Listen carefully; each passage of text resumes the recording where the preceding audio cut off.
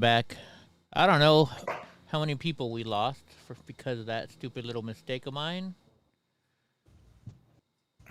I was trying to move the damn... Because when I put you on, it covered me up. Am I back? I don't know. It says buffering. Let's see if I'm back. Oh, you started. I had to start a new one because I unplugged everything. What's up, Judy Campo? Let's see. You unplugged everything.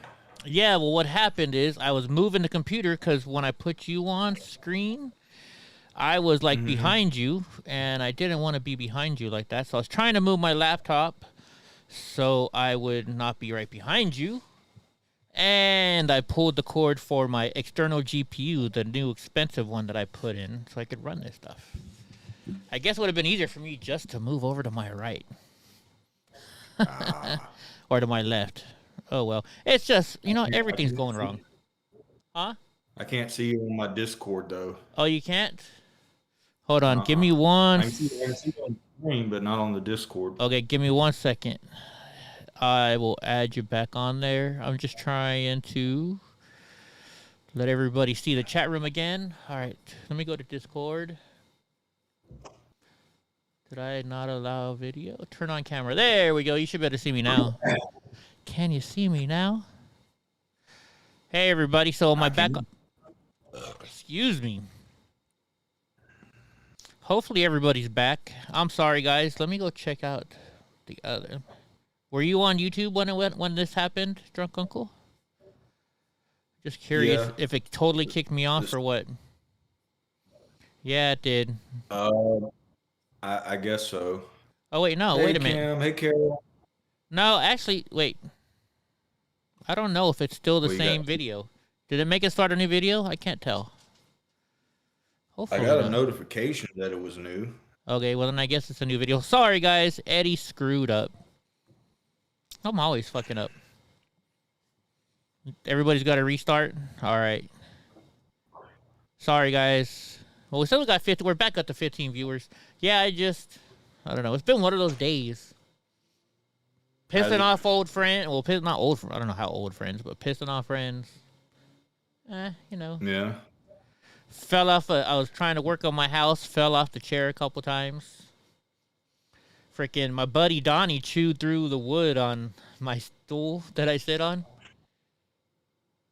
And so I kind of fell. I broke the chair and fell, or stool, whatever you call it. Let me see. Let me tell Buns I fucked up. That, and then, oh my gosh, so I pissed off a friend, right? And, thanks, Paulie. And I tried to text a friend, and they have read receipts, so I knew that they hadn't read it. So I'm like, oh, they must, because they blocked me on everything else. So I'm like, oh, they must have blocked me on texting too. So like, I have a therapist that I can text. She loves my drama for some reason, and she's like really cool. So I'll just text. Yeah. I just text her shit sometimes, and we were talking about it, and they were like, well, how do you know that they didn't they blocked your text? So I was like, well, they haven't read the thing, so they normally read them by now, so they must be butthurt and did it and blocked me there too. Well, I actually sent that to the person I was talking about. Oh. And then did they reply? No, it didn't reply, but it said read. I was like, oh shit, I guess they didn't totally block me. I was just trying to talk to my therapist about it, Anyways. Oh, goodness. But between that and me falling off the chair a couple times today and being out in the hot sun all day working on my house, not a good day. How was your day? Well, kind of uneventful. Yeah, we're going to do a little bit of experimenting tonight, though. Ooh, what kind of experimenting? We got a new product in. It's Delta 10 instead of the Delta 8. So I got the cartridge. I haven't hit it yet. So I'm going to be doing some Delta 8 edibles and try this. And so Delta 10, we'll see what happens. I thought Delta 10's illegal in your state. Delta 9. Delta 9. Delta 9. Okay. Now Blue Dream, that's a one I've recognized from here in California. Yeah, it's a hybrid. Yeah. Um, I'm not seeing anybody's I chat. generally like. I'm seeing it. Are you? All right, let me Yeah. go. Let me go and find it. I might have to do it in a separate little corner. Because I'm seeing Twitch chat, but I'm not seeing YouTube chat now. Ever since I messed it all up. Ever since I fucked everything up again. Because I'm a big fuck up. Hmm. Yeah, that's when I started 5 minutes ago. And you're on multi-stream. Huh? I said, in your own multi-stream, I can see that. Yeah. That's weird. Yeah, see, it's not showing up. Freudian slip. Yeah, you know. So now I got to figure out. Now I got to move this over a little bit. So this way I can watch the chat.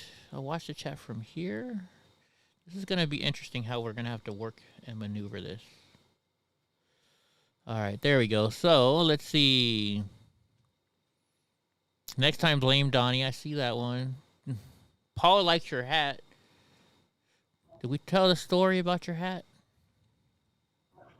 Yeah, one of my coworkers, not my computer guy, but the other computer guy that does the crazy stuff, he noticed it. He's like, "Oh, Smith." I was like, "What?" He's like, "Yeah, that was around Ed Hardy time, right?" I was like, "Oh, you're the first person that's ever noticed or knew what my hat was." Oh, now all the I guess chat came through. he'd heard of it. Yeah, I never heard of it. Well, I mean, I know who Paul Hart. I know who Hardy is, but sounds like it's some strong stuff. Yeah. Yeah, really strong. I know Blue Dream. Everybody likes Blue Dream around here. I don't know much about the strands. I really don't. We probably got probably 50 strands at the shop. I generally try to look for sativas. Sativas. Because I don't want to get couch locked. Because I tell everybody, when I leave, I come here and do the show, and the last thing I want to be is like, "Oh, bro. Yeah, I'm so high." Do you guys want to see my microphone, Mr. Nice Guy? I don't know. I'm not a big fan of showing the microphone. We got to get you. You get something pretty good, though, without the microphone. Yeah, Carol says Blue Dream is a shit. See, how long have you guys had? So that you just got Blue Dream over there. We've had Blue Dream in California forever. In Blue Dream. We just got the Delta 10 Blue Dream. We've got Blue Dream and pre-rolls, flour, and other Delta 8 cartridges. I don't know if we ever got the CBD Blue Dream. You can't drink, so you smoke a lot. That's kind of harsh on the throat. What, Brownie? Yeah. No, I do edibles because I can't really Gorilla Glue. Oh my gosh. Oh, okay. Thank you, Mr. Nice Guy. I wasn't sure if we got Gorilla Glue. We got Gorilla Glue too. Yeah, I've heard of that. You gonna put it in your hair? Remember that girl that did that? Keeps it flat, man. Yeah. Oh my gosh. Forever. Speaking of that, I had to go get some a part from Lowe's today, right? And I go into Lowe's and I'm going underneath the bridge, and this homeless lady, like, I look over and I see all this dust coming from underneath the bridge. She's taking the dirt and rubbing it in her hair. I'm like, what the? Like, she must have been on one of those drugs that make you think bugs are in your hair or something like that, or I don't know what the heck was going on with her, man. I was like, wow. Sativa? No, I'm not a sativa person at all. Huh? When you think the bugs would have came from the dirt? I know, right? And she thought she had bugs in her hair. Yeah, I don't know. Not sativa. I hardly ever use sativa. I don't know. I bought it on accident one time, and it was when I was still married, and I was like, oh, I'm gonna take this edible and I'm gonna go to sleep. And then my wife was like, all right. And the next thing you know, she's like, why are you mowing the lawn? I was like, I don't know. I just got a whole bunch of energy because I bought sativa instead of indica. And the way to know, sativa wakes you up, and indica will put you in the couch. It's how you remember. Yeah. So, get some dropped a line that says, "I used to smoke pot, I still do, but I used to too." How many people actually know what comedian that came from? Because that's like my favorite comedian. I think I know who it is. Well, he's not just a It's comedian. not the exact. Is he a singer? Like did like one episode. No, No. Okay. no, he's passed away. He's probably been dead for 16 years now. But the joke is I used to do. Let me see if I can do it in his voice, and maybe you'll know what it is. Not Richard Pryor, is it? Nah, damn, I'm still coughing. I used to do drugs. I still do, but I used to too. It's Mitch Hedberg. I never even heard of him. I think he's the king of the one-liner. I've never heard of Mitch Hedberg? Heard of him, no. He tells like silly one-liners like, is it a hippopotamus or just a really cool hippopotamus? No, I never heard of him. Very simple, like silly jokes. Like I used to lay in my twin-sized bed and wonder where my brother was than others. Yeah. Wait a minute, Carol, you like indica during the day and sativa for night? You're ass backwards? Yeah, you are. Steve Penn said he liked them some Andrew Dice Clay. Remember the whole smoking the cigarette like this and hey, that fucking hooer. Oh my gosh, that guy was crazy. Yeah, little Bo Peep lost a sheep and then I fucked her. Oh! Yeah. Oh my god. He stays in that character now. Everywhere he goes, he stays in that character. Does he have like his own like reality show? Huh? He has his own like reality show now, doesn't he? I don't have television, so I don't know. Well, I mean, I have a TV, but I don't have cable. You just watch the internet all the time. Yo, it's Richard Hertz. I got the video, but I tried to let me see if I can download it on my computer real quick. Richard Hertz been trying to send me this video of his dog, and it's not coming through for some reason, on my phone at least. Where is my... Let me go look in here. Let's see. Let me go down here again. Let me see if I can download it. Said it's a video. Maybe is it a .wait or a It's a .mov, so it should just go right through. I don't know why. I'm trying to watch it on QuickTime. Yeah. Download. I don't know why it takes so much stuff if it's just from freaking a QuickTime movie. If it's just an Apple iPhone to iPhone, you would think it would go through pretty quickly. Oh wait, hold on. It actually downloaded this time. I guess I had to do it on my computer. Oh wow, it's a pretty. The door's open, son. Close the door. Close this door. Close the door. Thank. Sorry, I won't play it 'cause you guys can't see it. But yeah, she's a cutie. Mine has a little. Yeah, your dog's ears stand up a lot more than mine. But yeah, she's a cutie. She's definitely a cutie. Sorry guys, I didn't mean to do that on the show. But yeah. Richard Pryor, do you remember? Oh, you don't. So have you got any news yet, or have I got any what? You just been introing. Just introing. Have you gotten any before I got here? I wait for you for the news. I just talk. I do a talk, and then I talk with you for a minute. We see how your day's going, and then we just get going from there. Fact, yeah. So I heard a few interesting ones today. Oh yeah. So what happened? You said something interesting happened at work, or no, or nothing?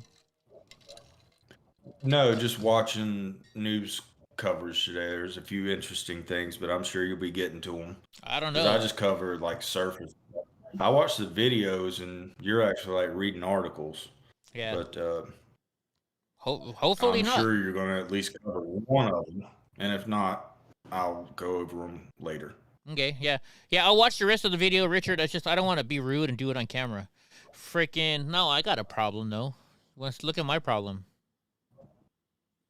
Yeah. Somebody been drinking all my Crown Royal. I don't know who. Probably that same person who keeps drinking my beer. I know, right? What about asshole? Asshole! Hey, asshole! Stop drinking my freaking booze. solar flare we got hit with a couple days ago. Solar flare. I didn't even know we got hit with. Did you know we got hit with the solar flare? I didn't know that. What is a solar flare? Solar flare. It's like it's almost like it's like it's a heat wave that comes from the sun. I think. I could be wrong. Heat wave.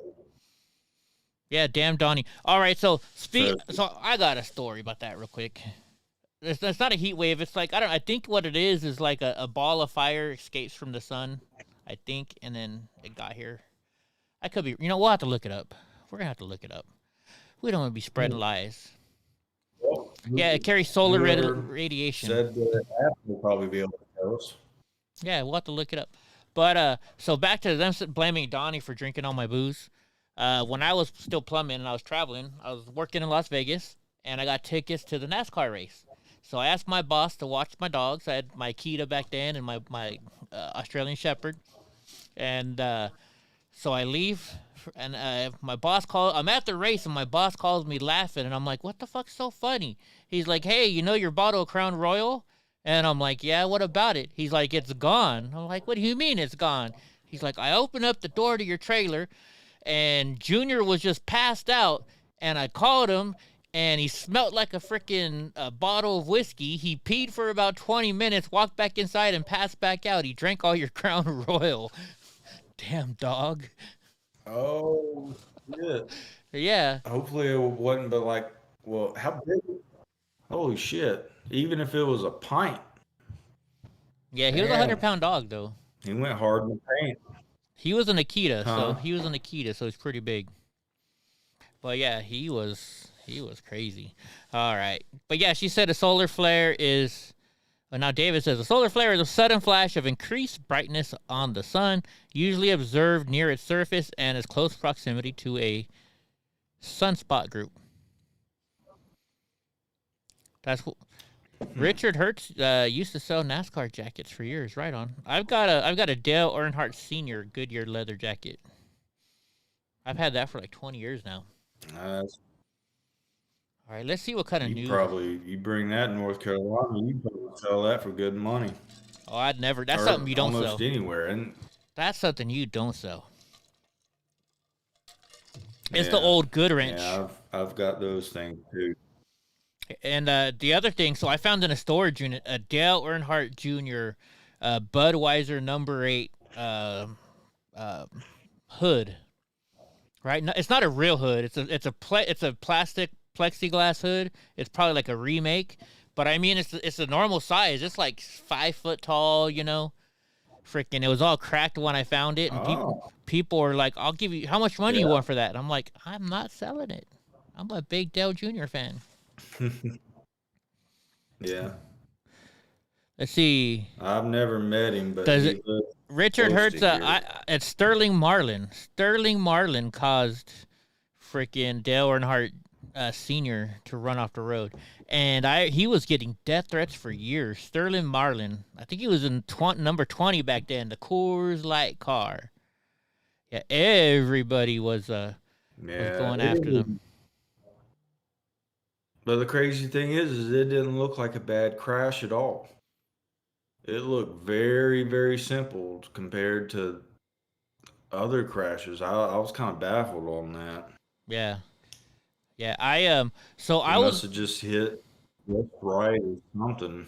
Yeah, well, also he wasn't wearing the Hans device, and they said even if he was, what he does is he always took off his belts before the race. Like at the last lap, he would take off his belts. It was like a tradition type thing. Oh, it was number 40. That's right. But anyways, I remember. So I was watching that race, and I was living in San Jose. My girlfriend had to get back to Seaside, which is by Monterey, and I was like, "Babe, the race is almost over. There's 2 laps left." And so I'm watching the race, and like I'm at the door holding the remote, waiting for it to end because Michael Waltrip's in first, Dale Jr.'s in second, and Senior's in third, and I'm like, yeah, come on, we're getting away. And I'm like, and I'm a big Dale Jr. fan, so I was hoping Jr. would get around Michael Waltrip. And as soon as Waltrip crossed that finish line, the minute he crossed, I'm like, all right, let's go, because she was like pushing me. So I'm at the door. I turned off the TV, And we're driving to Monterey, and it says Dale Earnhardt dies in a car crash. And I'm like, bullshit! I just watched the race. I must have hit power the minute the car crashed. The minute the freaking car crashed, I must have hit that power button. It sucked. But even if you would have seen it, even if you would have seen it, you would have probably been like, "Oh, damn! That I thought he was, going to win," and you still cut off the TV because, like I said, that wreck didn't look. It looked minor compared to NASCAR wrecks. It really did. Oh yeah, especially now when you see him flip like 5 or 6 times. Anyways, Rusty Wallace. Yeah, Dale was a badass. Jay says sorry, but Junior was never a good driver. Doesn't matter. You still like people, right? You guys are watching me, and I'm just a cripple. I didn't know Dale Jr. was in that race. Yeah, he took second. It was Michael Waltrip, Dale Jr. So now my subliminal or long-term memory is starting to kick in. Was there a theory or a conspiracy theory that he was trying to keep Dale Jr. in second? Oh, something I'm just pretty sure. Yeah, something in my back of my brain, and they're like, he may have like tried to close off the number 4 guy because he thought he was going to get past his son. He wanted his son to. Was that like his best finish at the time, or yeah. I don't know. Something in the back of my mind just. Yeah, Dale Jr. Dale Sr. was there behind the two because he owned all 3 cars, so Dale Sr. was back there holding off Sterling Marlin. He was blocking him and stuff like that. Yeah, he was definitely doing that. So right, okay. So yeah. I've never been a big fan of Jeff Gordon, Richard Hertz, Jimmy Johnson. He's all right, but they're both a bunch of whiners, if you ask me. I think and Chad Canals had a lot to do with Jimmy Johnson winning most of his races. I think Chad Canals was more of the star than Jimmy Johnson, but that's just my opinion. I know nothing about NASCAR. Let's see, what kind of news? Should we get to the news? I've been around Jeff Gordon, but I didn't speak with him. He was just at a club that I was working at. Yeah. He's pretty small. He's a small guy. I just right before the show I was watching South Park and I was watching the episode where Cartman gets Obama elected. Have you seen that episode? I didn't watch much South Park after I think the first or second season. I don't know why. I know it's a good show. Well, when I see clips of it, they're always hilarious. Like, what's the big fucking deal, bitch? Well, so what happened is, what happened is Cartman flew all over the country to all the swing states, and he went in his little kid uniform and where's my mommy and she said to stand by the ballot boxes. So they walk him over to the ballot boxes and he stole all the ballots from all over the country, and he took them, and so he did that so that way Obama would win the election. Right, this is just the movie, okay? The TV show. We're not saying anything, and it's just funny, the way that they did it, so that way Obama would win. I'm just like watching it and being like, oh my gosh, yeah.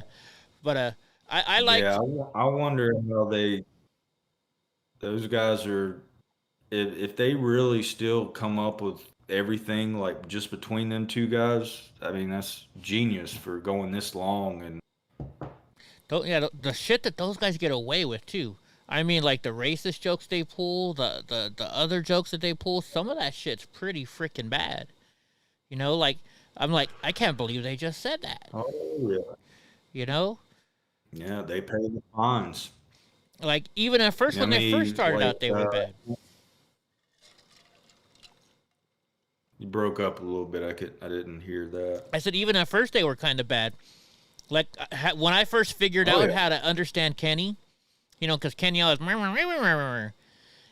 I remember it was like one of the first episodes, and they were talking, and they're talking about Stan liking one of the guys liking a girl, and she was supposed to meet him at the lake, and somebody's like, oh, maybe she wants to kiss you, and the other one's like, oh, maybe she wants to hug you. And then Kenny said something, and the kids were like, "How do you know she has a kitty cat?"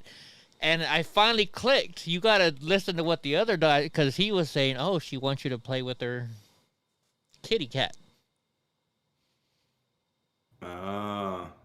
That's how you figure out what Kenny's saying. Yeah, I guess I didn't pay attention that much. I always just thought it was just supposed to be incoherent, and that was the premise of it. No, you got to listen to what the other Does he still guy. die every episode? Pretty much, yeah. Not as much anymore, I don't think. Yeah, Family Guy gets pretty raunchy too. Oh my gosh. Yeah. Oh, there's one episode where it's called like "Fuck the FCC," or it's called PTV, but Peter gets his own news or network, and all of a sudden, and Lois doesn't like the shows he's showing, so she calls the FCC on him, and the FCC, bans him, and so then the FCC gets overdrawn as a government, and they start taking over. Like he even can't even cuss in his own house, right? And like some of the stuff they just said on there was just outrageous. Like he's like, "Yeah, Lois, you remember that time when the bonk and we went in the back room and I gave you a bonk and they just kept bleeping him out." It's pretty crazy. I wish I could show it on here. It's pretty funny. If you guys look up PTV, it's hilarious. And I watched directors, where they talk about it afterwards, and they're like, "Yeah, we thought we were gonna get in trouble with the FCC," and they actually thought the show was funny. So I don't know. Stuff people get away. Squidbillies. No, I've never seen that one. And you know what? Crowder mentioned some cartoon that he used to watch the other day, and I want to look it up too. Life of Mike or something like that. I don't know. I have to check it out. I don't think I've heard that one. Oh, you cut out right when the air conditioner cut out for a second. I know I had no power all day today because I was working on the house. All right, let's see what kind of news we got going on. I didn't even look at what kind of news we had going on. Let me see. Where am I?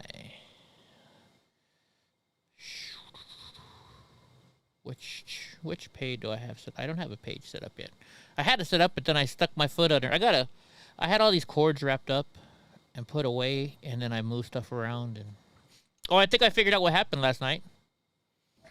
What happened last night was, remember how it kept freezing?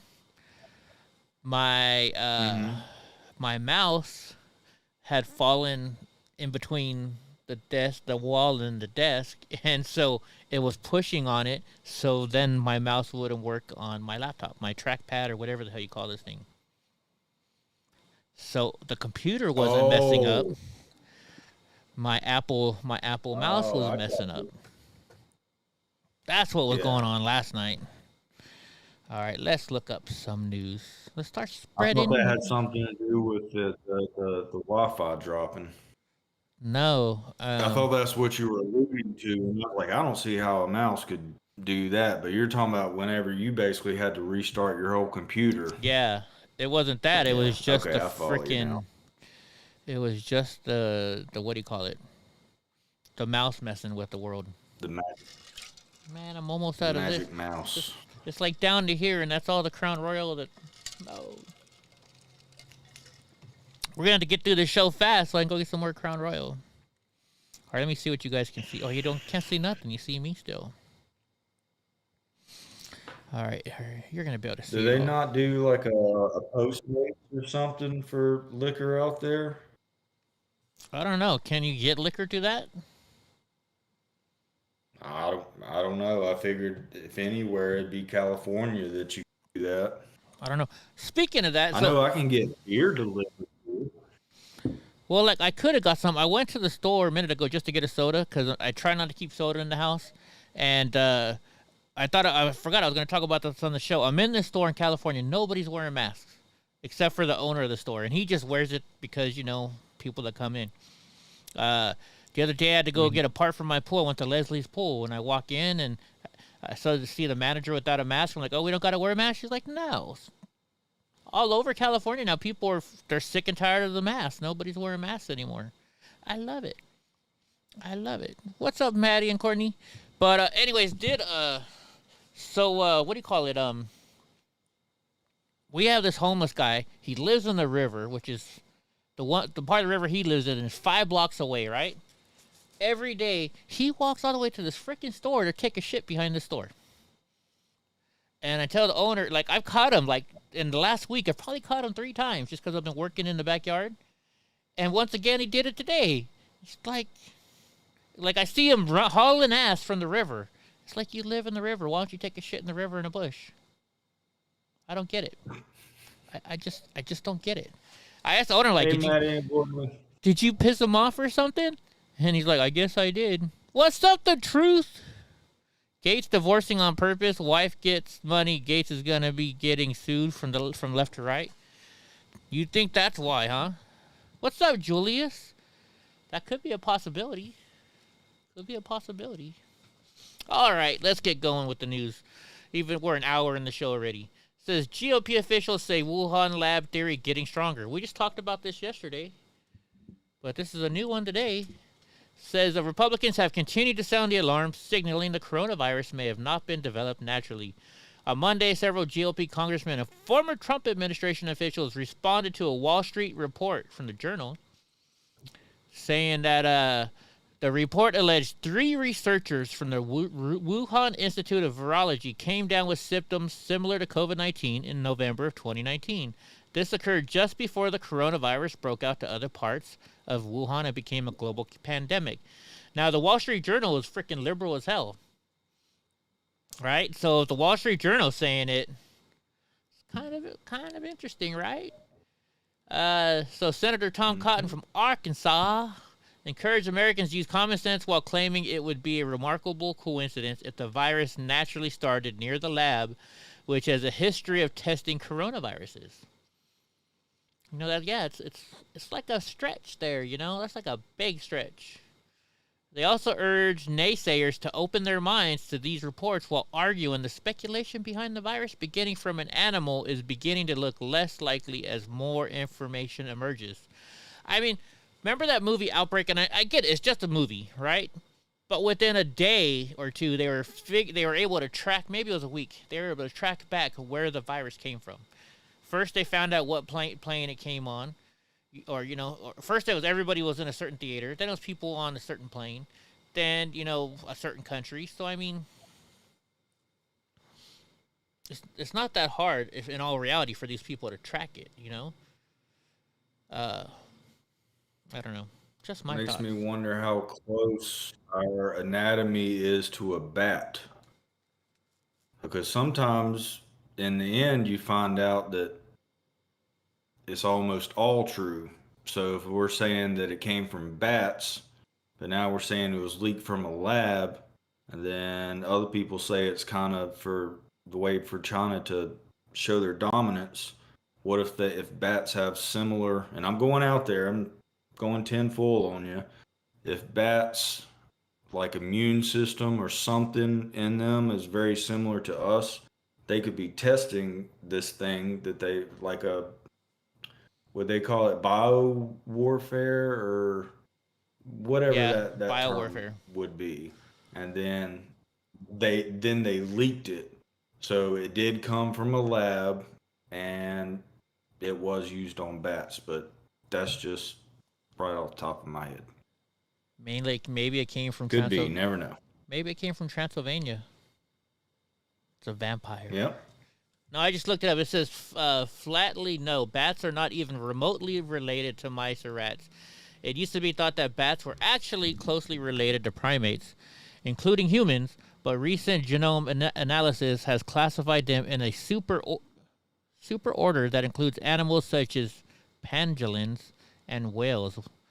What are pangolins? What the hell are pangolins? Now I gotta look that shit up. Squirrel! Does anybody know what a pangolin is before I look it up? No What the idea. heck is it? Looks like, is that a anteater? Oh, it'll take you a while to. It's something from Africa. Kind of cool looking. It almost looks to me like an anteater, but it's not. Yeah, that's where all the cool animals are at. In Africa. Don't say that. Yeah. People might call us. Oh, that thing is. Dude, it looks huge, right? And then you come down here and you can see it's just like the size of somebody's hand. It's pretty small. Mm-hmm. I don't know. Who knows? What the heck? It didn't play the They got commercial. all the lions and the tigers. One American and News the Network. Giraffes and the elephants. Yeah. All dangerous as hell, but cool animals. Oh, yeah. If only. What's her name? Kami Free. Her fiance is from Kenya. He's back there trying to get his he's waiting to get his visa to come here because he's doing it the right way. And but she says, anytime I want to go to Kenya, she'll go down there and take me. And her husband or fiance will take me. They have a wildlife safari there.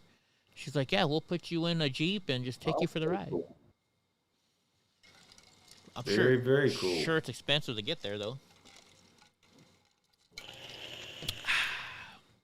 All right, let's see what this. I don't know if we can get audit stuff. Ballots from the 2020 election will be unsealed and examined in Fulton County, Georgia. One America's chief White House correspondent, Chanel Rion, reports. On Friday, a judge Batman sided with election watchdog group Voter GA, granting their demand to inspect mail-in ballots in Fulton County, Georgia. Voter GA co-founder Garland Favorito tells One America News Friday's ruling is an astounding back-to-back victory in the fight for election integrity and the truth about Georgia's 2020 election. Our third victory in 3 months. The first one was we got conditional approval to inspect the ballots. Last month, we got the ballot images that the Dominion machine creates.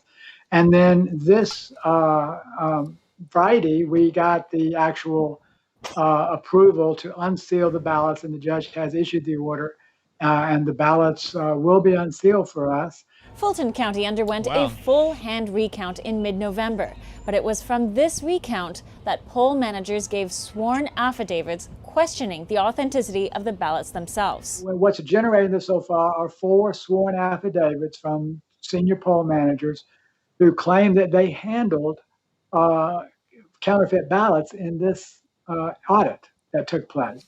Okay, hold on. So they're just saying that this is the report. They're not saying anything bad about the election, folks. So YouTube, don't get us kicked off. We're not giving misinformation. This is what these people are reporting. They were mail-in ballots, but they were not folded from being mailed. And so it didn't look like they were ever mailed. They were not marked with a writing instrument. And the paper stocks seemed to be inconsistent with the 2 known paper stocks that were used for the election. So those were 3 reasons why they think they're counterfeit. That's the evidence that's driving this. It's been available since November. Okay, I don't want to go too far and get in trouble.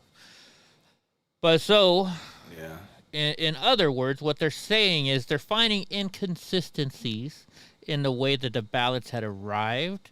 They're finding inconsistencies that if it had arrived as a mail-in ballot, why wasn't folded to fit into the envelope that it's supposed to be in? The paper didn't match the touch, you know. It wasn't a Dunder Mifflin piece of paper. It was a Staples piece of paper, right? Kind of stuff. So they're just finding things that just don't. They don't get that. Yeah, so it's just something they want to look into, all right? For all of you people that are going to go on here and say we're lying and we're saying stuff is going crazy, no. Right? No, we're making sure future elections are just as safe and secure as the last one. Exactly. Even more so. Yeah, thank you. That's the best way of putting it. All right, let's go to the next one before we get into too much trouble with this stuff. Oh, by the way, I won my appeal today against John Sullivan from YouTube. My other backup channel is finally back up again. And my video was restored. Apparently, John Sullivan never replied to their request. I think he might be sitting in jail. I don't know. As I hear pounding at my doors, the FBI breaking through. Because they took all his money. Yeah, but there's government phones. You forget about that stuff. Well, One America News. Commercial. I figured out how to get around these faster, though. You just click on them real quick and they open up. And then you just restart the video. Well, a prominent political analyst says that it is likely President Trump will seek the 2024 GOP presidential nomination. Yay! One America's Jasmine Hovey reports. Political analyst Richard Hanania weighs in on the 2024 U.S. presidential election. Speaking during an interview on Sunday, Richard Hanania projected President Trump will likely be the Republican presidential nominee. The founder of the Center for the Study of Partisanship and Ideology's projection comes after he accurately predicted much of the 45th president's first term, including his 2 acquittals in the Senate from Democrat impeachment efforts. Hanania asserted President Trump appears more powerful now than ever, especially with Representative Liz Cheney ousted from GOP leadership. Adding he believes Republicans picked Representative Elise Stefanik to replace Cheney because she is more loyal to President Trump. And while he has not yet announced if he is seeking re-election, Hanania says it is clear 30 to 40% of the party will stick with him no matter what. Trump usually is something, we've seen Trump get about 50%. I mean, in a huge field, and nobody else is even close. There's no clear second place. The Liz Cheney types are maybe 10 to 20% of the party. They're a minority, but then the rest are closer to the Trump loyalists than they are. I think he's going to have Ron DeSantis as his vice president. Say, oh man, I wish this guy would go away. They genuinely like Trump. Hanania went on to highlight President Trump's track record of recovering from adversity, such as controversy arising from his criticism of the late John McCain. He makes fun of John McCain for being captured by the Viet Cong. People think, oh, this is the end of Trump. He stays at the top of the polls. People think he's going to collapse. He stays at the top of the polls for months and months. And then for the next 6 years, until today, people say this is the end of Trump. This is when the party is going to turn on him. They stick with him through the first impeachment. The party becomes more and more Trumpified. The political analyst also pointed out Hold on. Let me look and see what you guys are seeing real quick. Oh, you can't see it because she's covered up. There's a little picture down here of Nancy Pelosi, and it's so small. Tell me when it shows up right above your head, drunk uncle. And I don't know if it's just because my glasses are really dirty, but it looks like a famous singer. Tell me if you know who I'm talking about. Tell me if you guys can see it. What's up, Cajun? Is it a guy singer? Yes.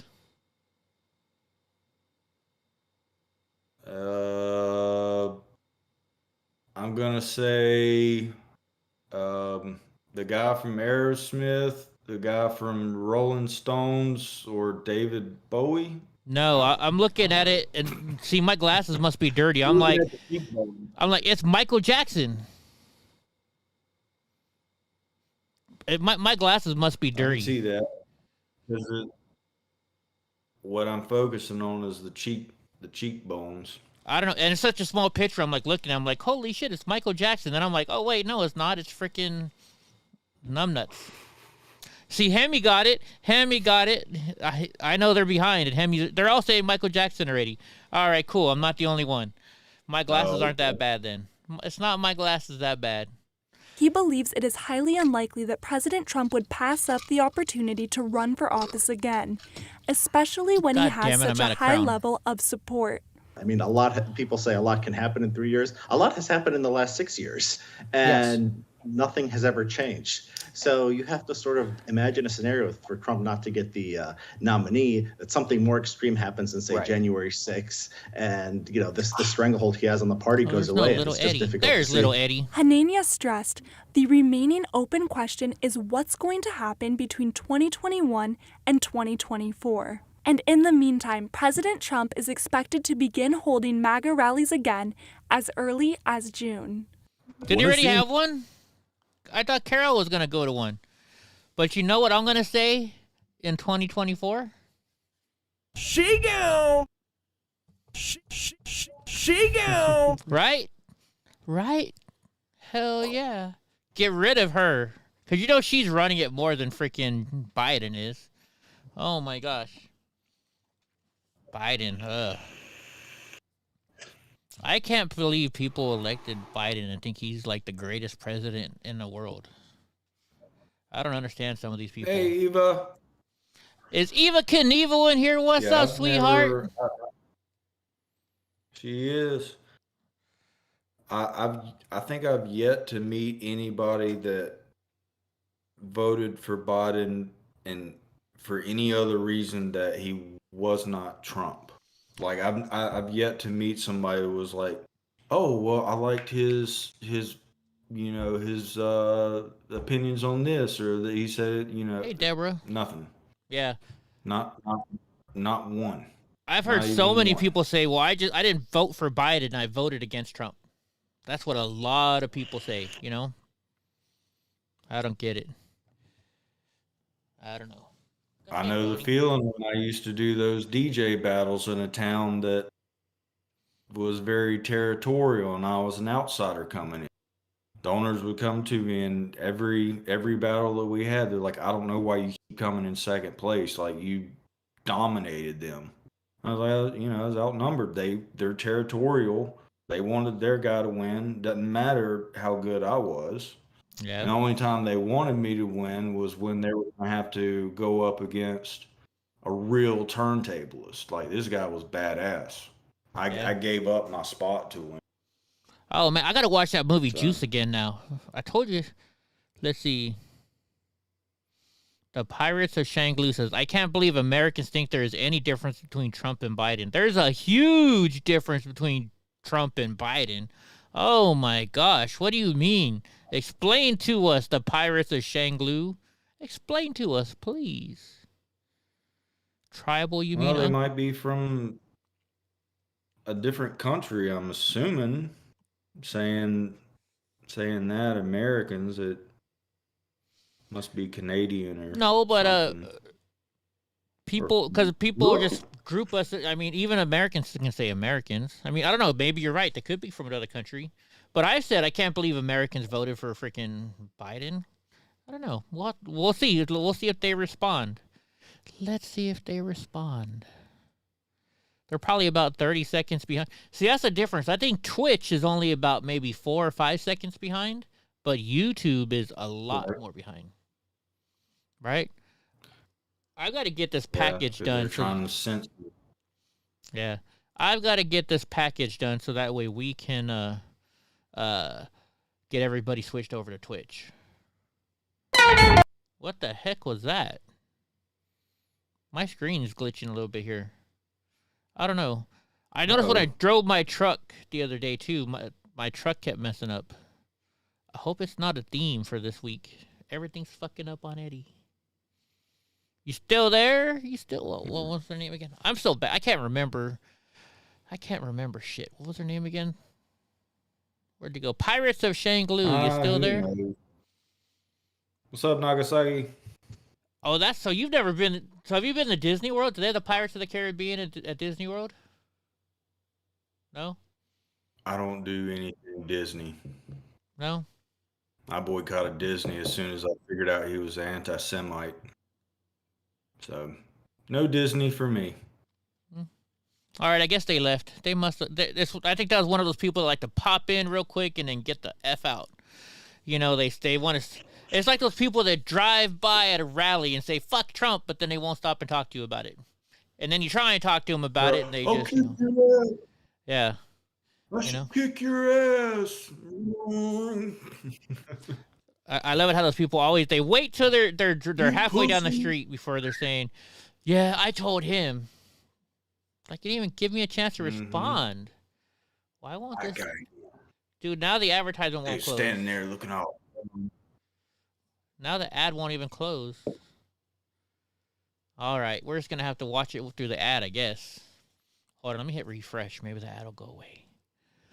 Refresh.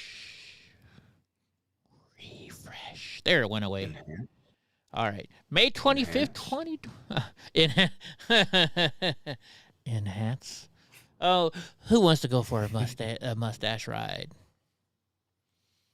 Remember that? I do. I think you're gonna have to get off Uncle Rabbit's lap there. Oh, but that movie was so hilarious. I love Super Troopers, right? And not Super Troop. Well, I love that one too because they show that one girl's boobs. What the other Super Troopers with the aliens? But no, Super Troopers, the cop one. Have you not seen the other Super Troopers? I seen Super Troopers 2. No, it's called. I think they're both called Super Troopers, aren't they? The other one is a space movie with Neil, what's his Neil Patrick Harris, or is that called something else? I'm not remember that. Hold on, I think it's called All Super right, Trap. the one I'm looking it up chime right now. in, but Starship Troopers. we Starship were asking Troopers. where you were from. Nothing has changed. USA is still looting Syria to feed ISIS in Iraq. Iran is. Oh, they made a big one. So it says nothing has changed. The USA is still looting Syria to feed ISIS in Iraq. Oh, now it popped up. Iran is still brewing 60% of uranium, still trying to invade Russia, still buzzing China. Nothing changes. Now, why is it upon America? Why do we have to police the world? That's the problem. It's not our freaking business to police the rest of the freaking world. We need to worry about ourselves. Right? Everybody expects us to be the cops of the world. We're basically like the teenagers of the world, considering how old the country is. It's kind of amazing how far we came in such a short amount of time. Yeah. You know, I don't get it. But again, everybody thinks we're the police of the world. Well, why isn't the United States giving us money to help them out? Why isn't the United States doing this? It's like, because it's not our fucking job to take care of the rest of the world. Right? Man, it must be raining really hard or something. Let me check something. I'm hearing noise. You're like behind, I think, too. Yeah, it was Starship Troopers. I don't know why I thought I got the two mixed together, but Super Troopers was hilarious too. I love Super Troopers. Anyways, the truth. Is it raining out there? Yes. Oh yeah. It's raining. Neil was hilarious, and they go to White Castle.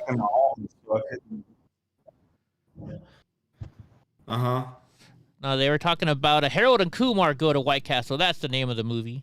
No, yeah, I'm thinking you're saying that's why you love Trump, because Trump didn't want to be the police of the world. You know what? He wanted to get America healthy first. We're not out there to fucking take care of the rest of the world, right? Now, if you want to fuck with us, then yeah, we're gonna step up to the plate. You know, that's like, in the Proud Boys, they have a rule: you don't start a fight. You don't fight with somebody until they punch you first, right? That's basically what Trump did. He didn't mess around with Kim Jong-un until Kim Jong-un started sending off missiles and shit like that. And then he was like, all right, motherfucker, come on, Rocket Man, bring it. Because we got a whole lot bigger rockets and we know how to use them. Right? I just stole that from Jeff. Yeah, he didn't start any new wars. And he's the only started president. Peace in the Middle East, which is went away now, I guess. As soon as they know that they had the old Sniffy Joe in there, that they could go back to what they were doing. Yeah, Doogie Howser. They're talking about that old show when Neil Patrick Harris first came out. But yeah, I mean, Trump didn't start any wars, like you said. And but I stole that. We know how to use it. Yeah, Jeff Foxworthy. It was like one of his comedy shows years ago. He was talking about the death penalty. He's like, you're in California, they're trying to get rid of the death penalty, and in Texas, they're putting in a fast lane. He's like, in Texas, we got guns, and we know how to use them, or something like that. I forget how it went. Yeah, Trump got us out of all these freaking accords, to where, like, we were paying $500 billion or $1 trillion for something, and everybody else was putting in like $1 million or $2 million, and we were putting in all the freaking military for him. And Sniffy Joe just put us right back in that shit, the Paris Accord and all that other shit. Anyway, yeah, we're in this huge deficit. Well, I just never understood under any administration how, if we're in a deficit, like, we're in the hole, why the hell keep sending all that money out? It doesn't doesn't make sense to me. Yeah, we sending money to Mexico so pregnant women can get abortions. I don't know. Just don't make any sense. Yeah, because that makes sense. Yeah, I mean, totally. That It'd be makes sense to cheaper. me. It'd be cheaper buying them condoms. Oh, but they probably wouldn't use it anyways. Right? I would tell my old joke again, but I think it's old already. Why did the Mexican teenager get pregnant? 'Cause her teacher told her to go do an essay. I had to. All right, so Apple is getting in some trouble again. Well, they're in court right now.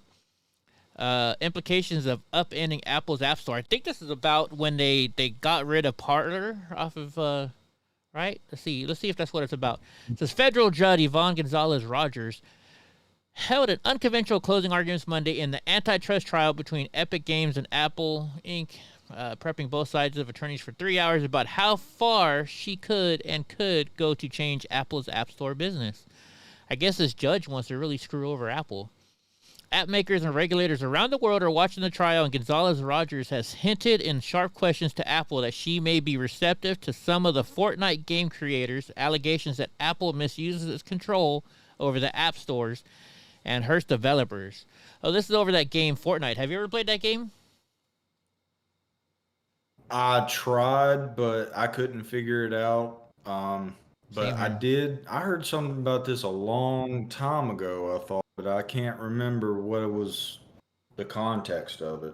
Well, here's what they were like collecting money, but not giving it to the makers or that's something what like that. It says right here. It says last week the federal judge said that Apple's App Store profits from game makers look disproportionate. But on Monday, she questioned Epic on whether there is a way to address its concerns without forcing Apple to open the iPhone to rival app stores, as Epic has proposed. That would be a sweeping change, and courts don't run businesses, she said. She also noted a windfall that a change would mean for Epic, whose own efforts to start a competing paid app store were discussed during the trial. So I guess Epic's trying to start their own app store, and Apple wants to keep their own. And it's not just for the money. From what I understand, Apple is doing it because they don't want a whole bunch of crazy shit in there. They want people, doing stuff you're not supposed to be. So this is kind of an interesting theory. It could, I don't know. Right. I kind of go both ways, Yeah, I'm for open market, but also one good thing about Apple is, there's not a lot of Apple freaking viruses, right? I mean, there's more now than there were. But Apple has always been very good about virus protection. So that's another good thing about Apple. I don't know.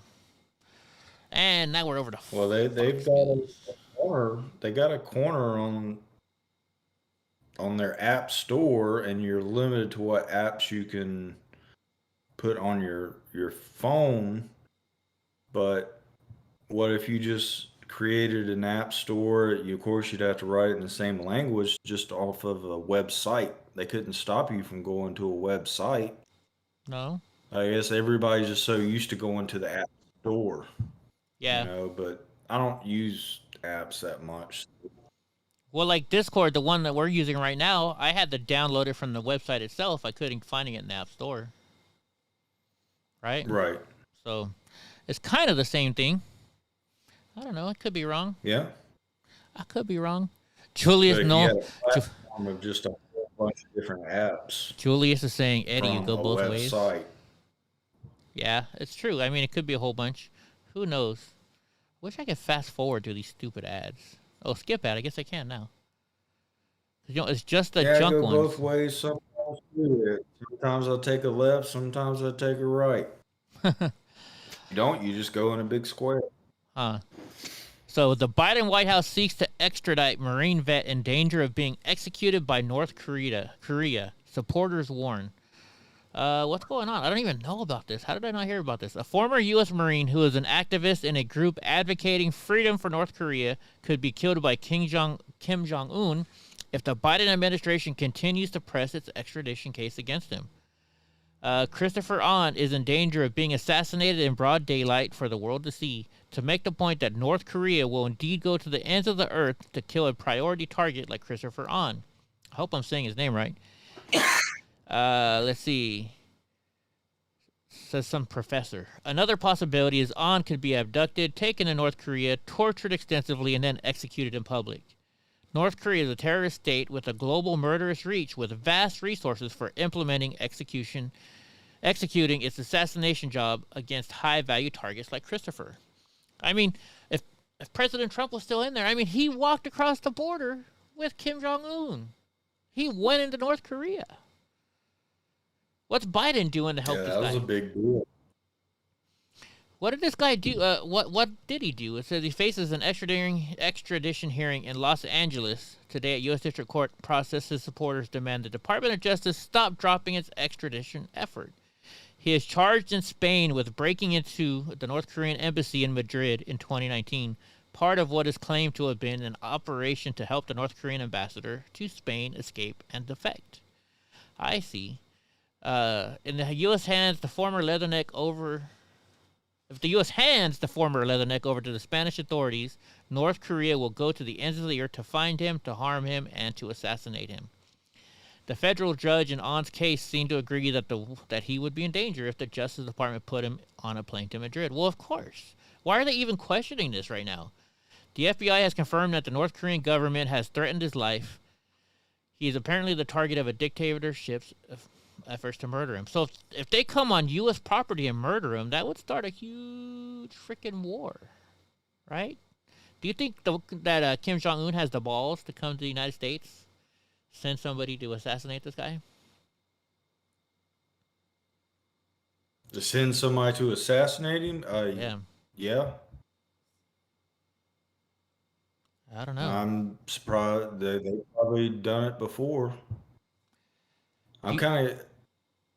So I wasn't really following. So we have a U.S. Marine that I guess infiltrated something in North Korea. No. And got caught in Spain. No, so he infiltrated. He in Spain. He was in Spain, and he went into the consulate in North Korean. Consulate to help one of their consulates escape. What's a consulate?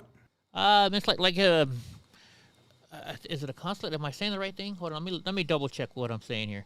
You know, like if you're in another country. I get lost in vocabulary. If you're in another country, hold on, let me see. Let me find out where it was again. Actually, he tried to an extradition of embassy. Oh, he went to the embassy. So he went to the embassy, which is like, if you go to another country and you're in some trouble or you lose your driver's license or your passport or something, you go to the United States Embassy for help. So right. He broke into a North Korean embassy in Spain. What? I understand what you're saying, but of all places, why would North Korea have an embassy anywhere? I thought they're shut off from like the rest of the world. Beats the hell out of me. Or do they have friends? I guess Spain must be one of their friends. Yeah, sounds it definitely sounds like there for them. Yeah, it sounds like it. Oh, thank you, PW Green, for joining a sponsorship. Yeah, it definitely sounds like it. Who knows? I'm not big. I'm not very much in the know of this, so I'm not going to say anything. Right? I don't know. Yeah. We'll have to do some research on this one. This is the one that gets the research page. All right, what's next? We got a whole bunch more. The Three Stooges. Rand Paul blames Richard Marks' tweet for anthrax scare. Calls for Republicans to leave Twitter. I almost died. I don't even use Twitter. I guess I'm on Twitter. This show gets shared on Twitter every day. I guess Streamlabs does it automatically for me, but I really don't go to Twitter very much. I just go to look myself up, which I'm on there quite a bit. It's funny how much I'm on Twitter when I'm not even on Twitter. I still crazy can't get Eddie. a response from AOC. You're still trying to get a response from AOC? Maybe one day she'll say something. I doubt it. She won't talk to anybody unless you say, "Oh, AOC, you're so beautiful and so intelligent." That's the only time she'll respond to you. Oh, why, thank you. You should do it in Like one of for a those. horse. You should do it in a condescending way that she doesn't even know. Right? She'll think you're making a compliment to her, but you're really making fun of her. Anyways, Republicans. I'm sure it's or Something that goes over her head, right? You should be like, Red for something. Use Red Foreman for something, because Red Foreman calls everybody a dumbass. Just be like, I was watching that '70s show the other day, and every time Red Foreman talked, I thought about you and just how intelligent you are, AOC. I wonder if she would get that. That's what I should download Probably is dumbass. not. I should download that. I'll have a she-gon, and then I'll have a dumbass. That's what I gotta do. All right. yeah. Rand Paul told Fox News on Tuesday in a tweet posted by singer-songwriter. What the heck was that? Richard Marx. Which one? What songs did he? Didn't he sing "Everything I Do for You" from Robin Hood? Richard Marx. Which one is Richard Marx? That wasn't Richard Marx. That was Brian. Oh, Brian Adams. Something. Brian Adams. Yeah. Richard Marx. What the hell song does Richard Marx sing? I don't think any. I don't know. Me either. Who But anyway, knows? he could be partially responsible for the suspicious package he received at his Kentucky home a day earlier. Hundreds of people on Twitter every day are wishing me violence, wishing my family violence. Paul told the story, referring From the Smiths. Huh? I never listened to the Smiths. Eva said he's from the Smiths. I know that group. I know like emo people or goth people like the Smiths. Oh, so That's like about all I know. freaking Antifa. Antifa. Is it Antifa or Antifa? Which one do you say? I call them Antifa. I just call them pussies. That works too. Wait. I got rid of that one. I had that. Anyways, so there, let's see. He said the songwriter from a long time ago that nobody has ever heard of. A package filled with unidentified white powder arrived at the lawmaker's home on Monday, bearing a picture of a bruised and bandaged Paul with a gun to his head and a threat printed below it. I'll finish what your neighbor started, you motherfucker.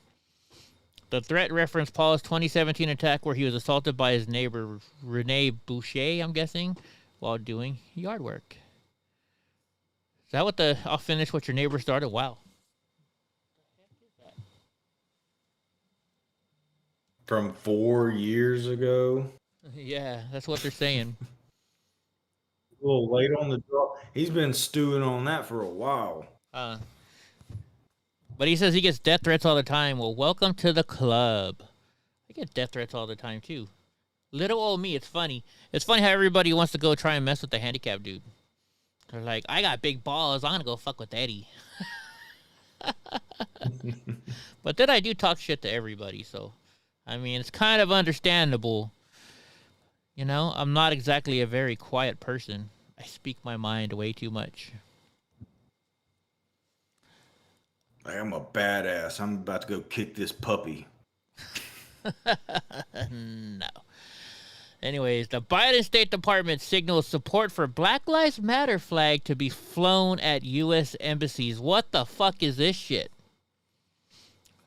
Well, who would want to fly a Black Lives Matter flag at U.S. embassies? They got BLM Square in front of the White House, but still, isn't that good enough for them? Let's see. It's never enough. Hold on. I think this one's actually gonna be a video we can watch. I think Tucker might be doing it. Let's see.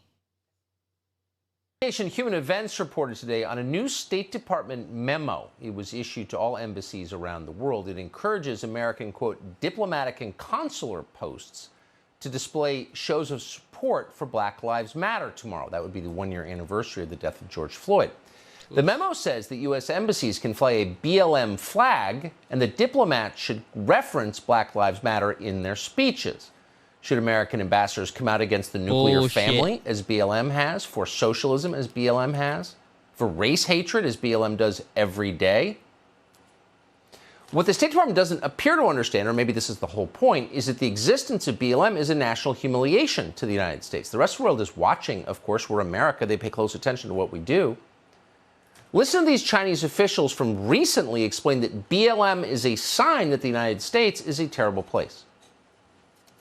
There are many problems within the United States regarding human rights, and the challenges facing the United States in human rights are deep-seated. They did not just emerge over the past 4 years, such as Black Lives Matter. It did not come up only recently. Right. So if we ever had a State Department whose message to the world is, yes, the United States is terrible, that's exactly the message that they are sending. That's what they believe. Should they be representing us to the world? Should people who don't like the country be running the country? They are. The State Department did not respond to our request today for clarification. They didn't comment at all. So instead, we called Roy Murdoch. He's a contributing editor at National Review Online. We're happy to have him with us. Roy, thanks a lot for joining us. What do you think the message here is exactly? I'm going to stop this for a second. You know, so as I'm watching this, I'm thinking in my head, maybe we should just say, okay, everybody that wants to be part of the United States, let's all move to a certain area. You know, whether you're white, black, whatever, everybody's going to be fucking equal, but the same rules are going to apply. And then everybody that wants, you know, only black people to be there, or only certain people to be there, you all can go over that way, and you guys can be in that area. But then I'm starting to think, I'm like, but then, you know, what, do we give a California?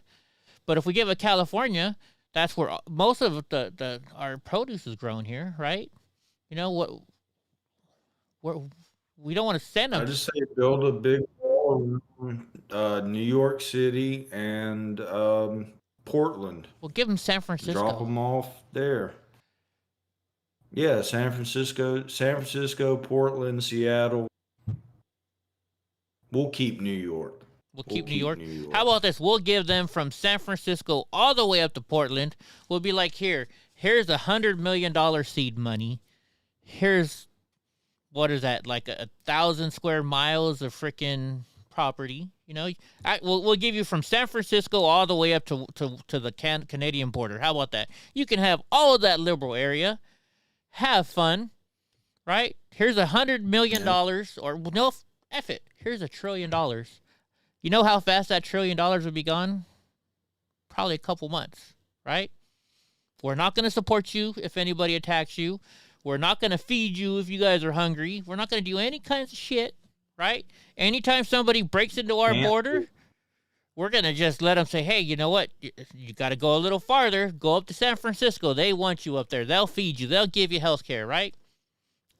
How long do you think that whatever this little country or whatever that we'll call it Liberalville. We'll give you Liberalville. How long do you think that place would survive before they'd be begging us for money or begging us for help? Because they can't sustain themselves. How long did Chaz last or Chop before they started asking? What was it, like 2 weeks? Not even? Not even 2 weeks, I don't think. We run out of supplies. We run out of supplies. Bring us stuff. Hey, get the fuck out of here. Right? And like I remember when I've been saying that for a while though. Fuck the wall in Mexico.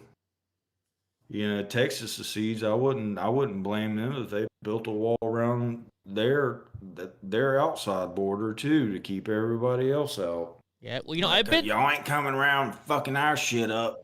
I've been to a couple of these New California meetings. I don't know if you know what New California is, But New California is a group of people, and they've already they've elected their governor. They've got all their representatives. I mean, they've got it all planned out. I mean, and basically what they're doing is this is from what I understand. I could be wrong, but from what I understand is they're going to take San Diego, Sacramento, LA, and San Francisco, and that's all going to be old California, and New California is going to be the rest of the state. And what they're saying is, you know what? We'll give you all the property. We're going to say, you have all of these areas, but we're going to pay off all your debt, and then you guys can just go on your merry way. And we'll take on all your debt, and we'll be Republican. We'll have our own little state where it's all Republicans, right? No more big cities controlling the whole entire state. And that's what the idea of New California is, from what I understand. I could be off a little bit here and there, but I kind of think that's kind of a cool idea, right? I mean, that's definitely a good idea for state law. But I just wonder if, I guess all those cities are somewhat close to each other, or they're all on the coast.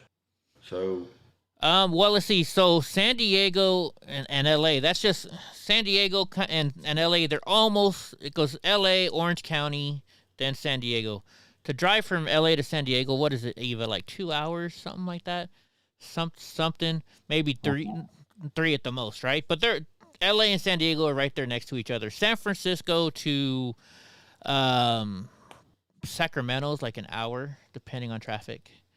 So they're kind of right by each other. Basically, it would be like taking two big holes, just cutting two big holes in California and saying, there you go. See ya, bitches. She go! So it wouldn't be one state. It would be two little ones of the same. Yeah, think about the Hawaiian. Think about the Hawaiian Islands, and the rest of California would be the ocean. Kind of like that. You think about it like that, I guess. I got you. But that's what they want. I just wonder how many. Like I said, that would be great for state law. So you wouldn't have to have all this, liberal stuff in a mostly red state.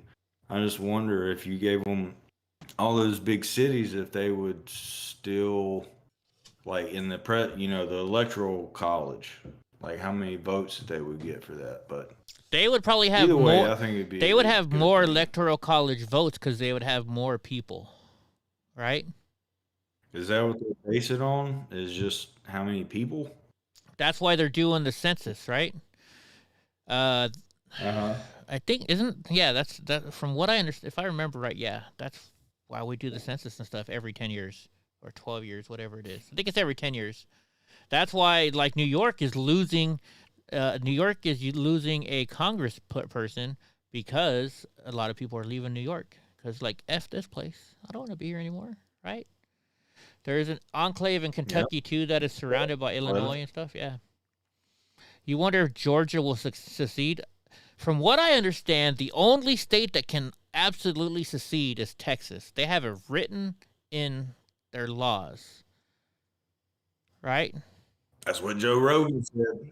That's about. I just got your text, Mr. Nice Guy is like, why aren't you responding to me? But it's like, dude, I'm on the show. I can't respond to you right now.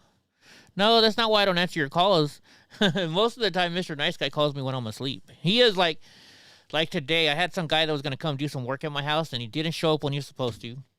And I'm like, watch, the minute I get in the shower, this guy's going to show up at my door. Sure enough, the minute I get in the shower, he shows up. Mr. Nice Guy has that. He's like, you know what, I bet you Eddie's asleep. Let's call Eddie right now. I'm sorry, Mr. Nice Guy.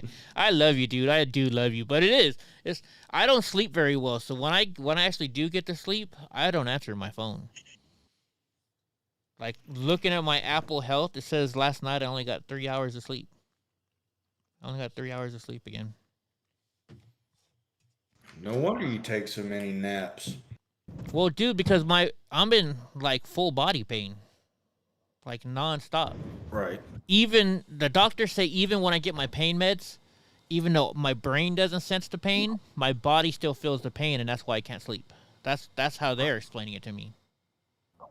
Oh, you're talking about the truth. Okay. Right on, Mr. Nice Guy. Yeah, I don't think Georgia can secede, though. I really don't. I don't think they can. Deborah wants me to whisper to her. The South will rise again. Hi, Deborah. Hi, how are you? Wow, girls want me to whisper to them. Ooh, hey, baby. How you doing? Eddie's Can I buy you a fish sandwich? Oh my gosh, I'm trying to think what movie that's from. What movie is that from? I got my bottle of Cavatier. Oh, The Ladies' Man. Yeah, that sounds good. Yeah, that sounds good. Oh my gosh, Karen Parsons from The Fresh Prince of Bel-Air. I had the biggest crush on her. Karen Parsons is hot. You know what I'm talking? Well, if you watched the movie, of course you did. Remember Fresh Prince of Bel-Air. I thought that was Hillary. Yeah, Hillary. Is that Hillary? Yeah, Hillary. Oh, okay. Heck yeah. Oh, yeah. She was gorgeous. I had a crush on the girl that was in the Cosby Show. Which one? I think she ended up marrying like Lenny Kravitz. Lisa Bonet. She was light skinned and she had the dreadlock. Lisa Bonet. Is that who it was? She had Yes. the dreadlock. She was in Playboy. Oh, I didn't know that. Oh, I'm a perv. I knew all about that. Oh yeah. A fish sandwich. Yeah. Yeah, I didn't even know that Jamie Presley was in Playboy, or she got naked. I didn't know that either. I started talking about how hot she was. My name is Earl, and my business partner was like, "Yeah, she got naked," and I was like, "What?" He's like, "Boom, there she is." Dude, you know, most actors and actresses, they've done some nudity somewhere just because, you know, trying to make it into business. On the old casting couch with Harvey Weinstein.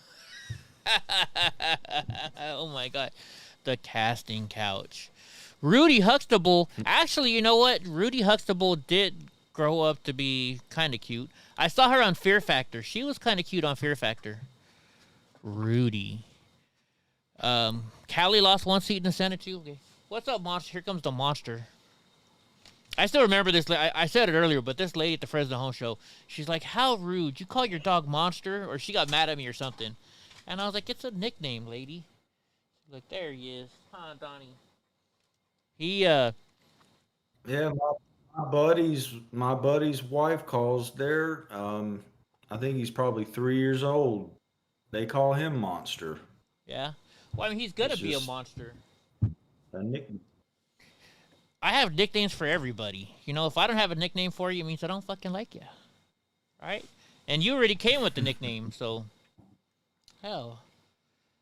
Shoot. Yeah, I went through a bunch of them before I stumbled on this one.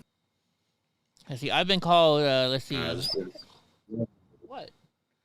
I was called Ducky. Some guy started calling me Ducky for some reason. I don't know why. Then they started calling me Shorty because I'm short, and that stuck for the longest time. You know, so. Well, yeah. Actual nicknames. Keisha Knight Pullum. Yeah, that was her name. I had. Let's see. I had Sid for a short period of time, and then.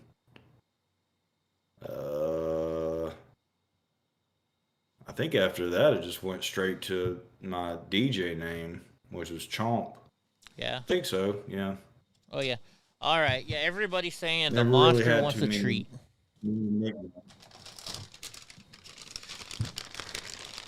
Look at him. Can you see it? Look. Can you see his face? He's like...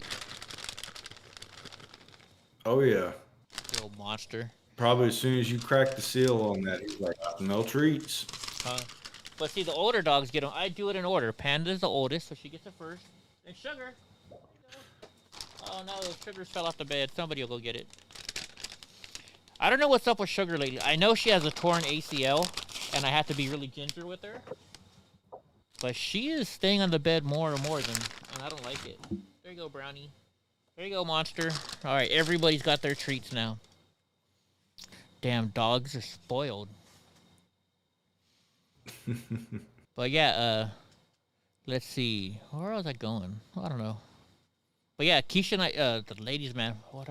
There was something else. Remember when he got kicked off? And you need to put it in the butt.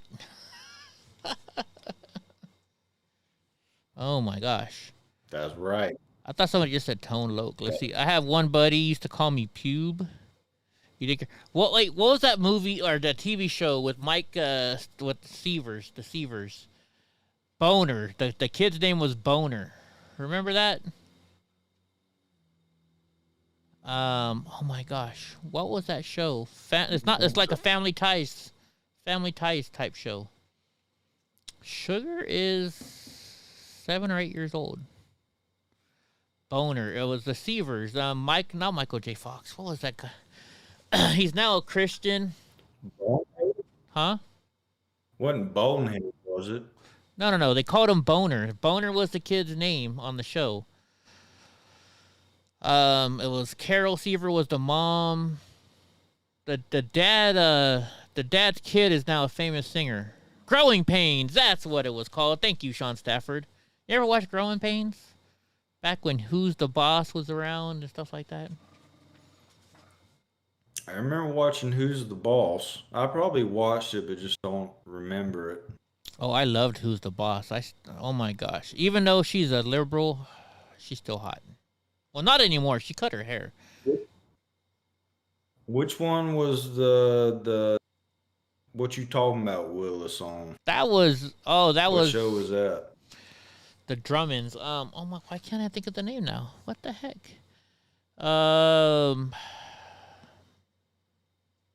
I can hear the theme song in my head right now. Oh my gosh. Willis. What you talking about, Willis? Arnold. Oh my, why can't I think of his name? I watched that show every day as a kid. Why can I not think of it? I'm trying to watch to make sure this Strokes. Different Strokes, yeah. Oh my gosh, I had a crush on Tootie. Remember Tootie? Kim Fields, Tootie. I cooked for that guy. Kim Fields? That I guess whoever Willis is, I heard that I cooked for him. Oh, for him. At the restaurant that I cooked for, and they're like, "Oh, you made his entree. He said it was good." I was like, "Oh, cool." Yeah, but oh, you're talking about what you talking about? Oh, you're talking no. That's not. He liked your dish. The short guy. You know, he passed away. He was working at the Fox Hills Mall as a security guard. You know, his parents took all of his money. Yeah, this was a long time. Yeah, this was a long time ago. His parents robbed him. About 16 years ago, maybe. Really? Were you working in L.A.? Oh, is it the Facts of Life, not Different Strokes? Yeah, Facts. I didn't really see the show. Facts of Life was the spinoff. I just know what you talking about, Will. Facts of Life was the spinoff. So did you hear about this? There was shots fired near George Floyd Square. Actually, I saw a video on it today. They actually showed the video. Some guy was reporting. Yep, that was Gary Coleman. That guy, whatever show he was on, I cooked for. Liked it. Nice. Yeah, that was one of the things that I heard about today that I was going to bring up if you didn't get to it. Yeah, I wonder if they called the cops. Here, let's watch this video. And U.S. President Joe Biden had. They wanted this bill of comprehensive police reform to be... Somebody's recording this on their phone. Be careful here with some gunshots. Excuse us. That's a lot of gunfire. It sounds like gunshots. I'll let you know what this is. These seem to be gunshots.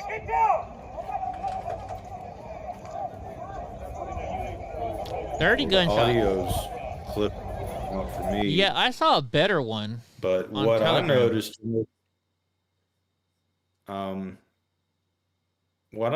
is how casual everybody was when all these guns, like, it's just a normal day in the neighborhood. Another 30 shots pop off. Right? Well, that's because they don't want to freaking they don't want to call the cops, right? Fuck the cops, right?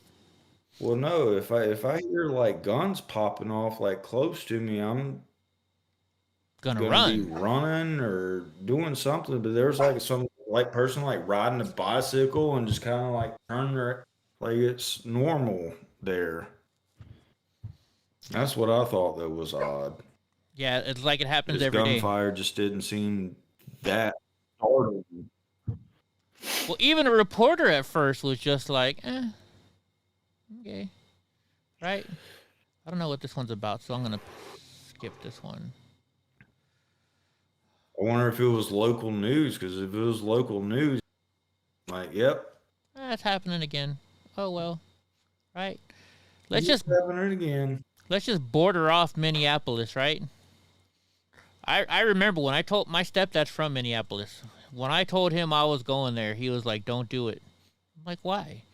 That's what I do. He's like, "Don't do it. You'll be stupid." And then when I told him, "Well, I bought my plane ticket," he was like, "I'm telling you, you shouldn't go. You shouldn't go." My family members wouldn't even come down to see me.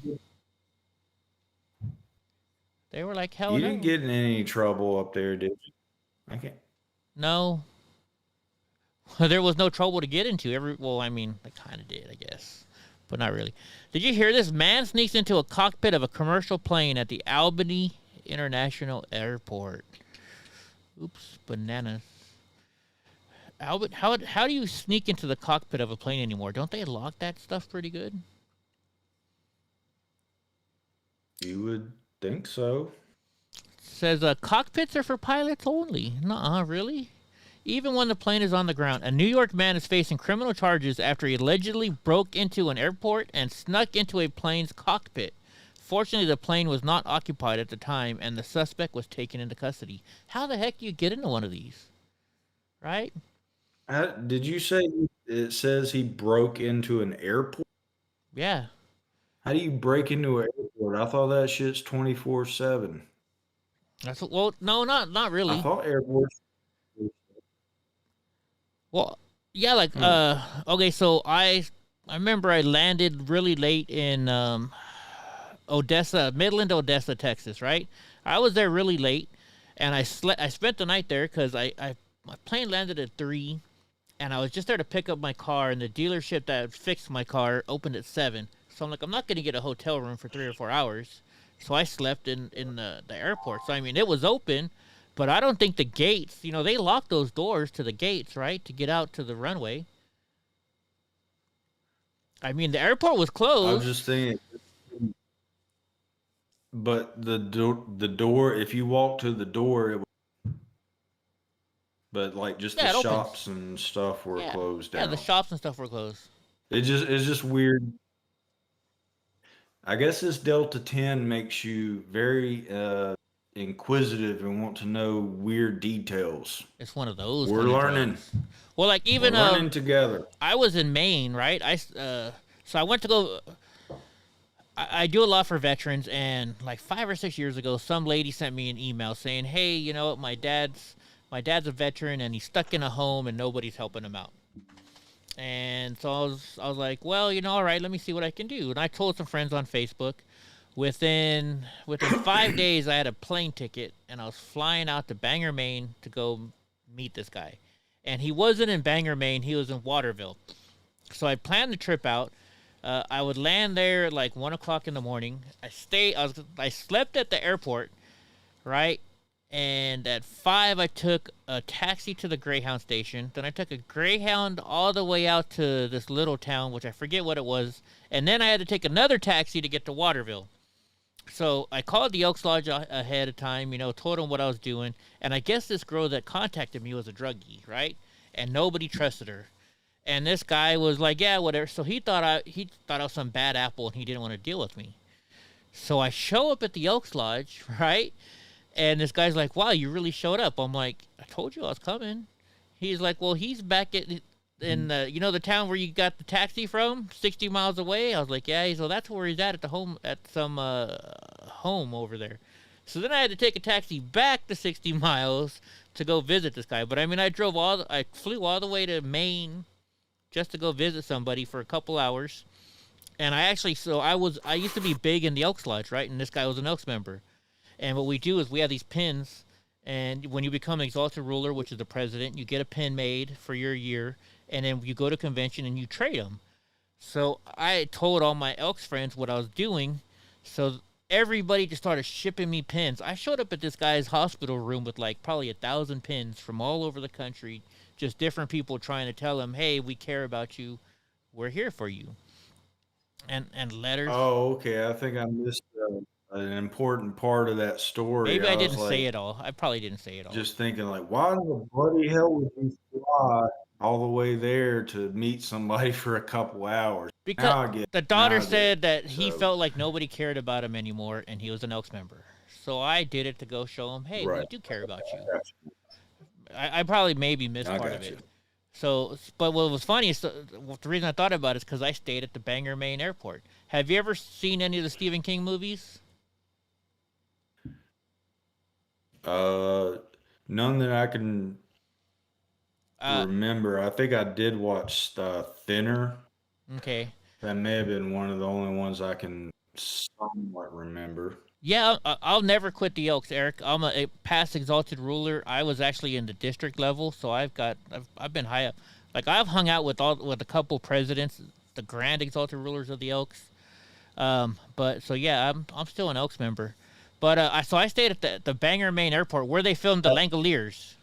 Oh, he's leaving. He's got to go for a potty break. That's right. You sag more than I do. I thought I had no ass. But yeah, guys, so I stayed at this Elks. I stayed at the Bangor, Maine. I slept there where they filmed the Langoliers. Have anybody seen the Langoliers?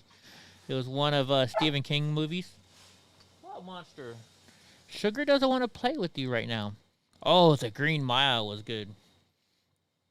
The Green Mile was really, really good. Freaking I haven't seen that in a while. That's something I should probably get. Probably get from my collection. All right, Drunk Uncle is back so I can finish my story. He had to pee bad. He's drinking. I don't. Yeah, I don't mean to sag. It just happens. But to hold your pants up. Yeah, you know. I noticed with my diet, instead of losing my stomach, I already had no ass because I'm white. Now I'm really have no ass. I've been losing my butt even more. But anyway, so when I got to Maine, I went. Oh, I thought you were talking. I got to Maine and I went and visited this guy, and then I got back to my hotel room and I was like, well, I gotta go by the Elks Lodge. And what the deal was is I knew the president of the Grand Exalted Ruler, which is the president of all the Elks, right? And I told him what I was doing, and he said, Eddie, as soon as you get to this guy's hospital room, call me, and I'll tell him, hey, and talk to him for a few minutes. Well, he lives in Oregon, so when I called him, he was in a no cell phone area. So he called me back, and I'm sitting there at the Elks Lodge in Bangor, Maine. And my phone starts ringing, and I was way at the other end of the bar. And so the bartender, she goes to get it for me. She comes walking over, and she's like, Eddie. I'm like, yeah. She's like, it just said that Thomas Frazier was calling you. And I was like, yeah. He was. We had a meeting today. We were supposed to talk, and I guess he missed me. And she's like, isn't that the president? That's the Grand Exalted Ruler. And I was like, yeah, he's from California. He's a cool dude. And she's like, you know him? And I was like, yeah, you want to talk to him? She's like, can I? So I called him, right? And I was like, hey, the bartender here wants to talk to you. And so we talked to her for a few minutes, and she's like, I'm buying your drinks for the rest of the night. And I was like, why? He's like you and me. He's a normal guy. I was like, if you lived in California and he knew you were an elk, he'd walk right up to you and say hi to you. It's just the kind of guy he is. But that's how elks are, Elks are really good guys, for the most part. I mean, every group has their assholes and their dicks, but for the most part, the elks are really cool people. Like, so in California, every state has a different charity that they choose that the elks participate in for the most part. In California, we do it for disabled children, and we have therapists that travel all over the state of California. And if you don't live in a big city, if anywhere you're in a rural city, we'll send a therapist out there. And if your kid has autism or something like that, we'll help you out for free. We don't charge you. We have we send out buses to schools in rural neighborhoods, and we give them eyeglass tests, or we test their vision and give them eyeglasses. All kinds of stuff the Elks do. If you look up scholarships, the Elks is the number 2 donator for scholarships in the entire country, only second to the federal government. So if you have kids, my grandfather was the highest degree Mason that you could be in a certain village in Scotland. So he was 32nd degree Mason. Wow. I didn't realize how important that was. After Caitlyn Jenner's dropping out. But they, the Masons did his funeral. It was pretty cool. Oh yeah, what about Caitlyn? Somebody says they're dropping out, or Julia says they're dropping out. To look it up. But no, the Masons, I looked into it. You have to memorize like freaking an hour-long speech or something just to freaking join it. So.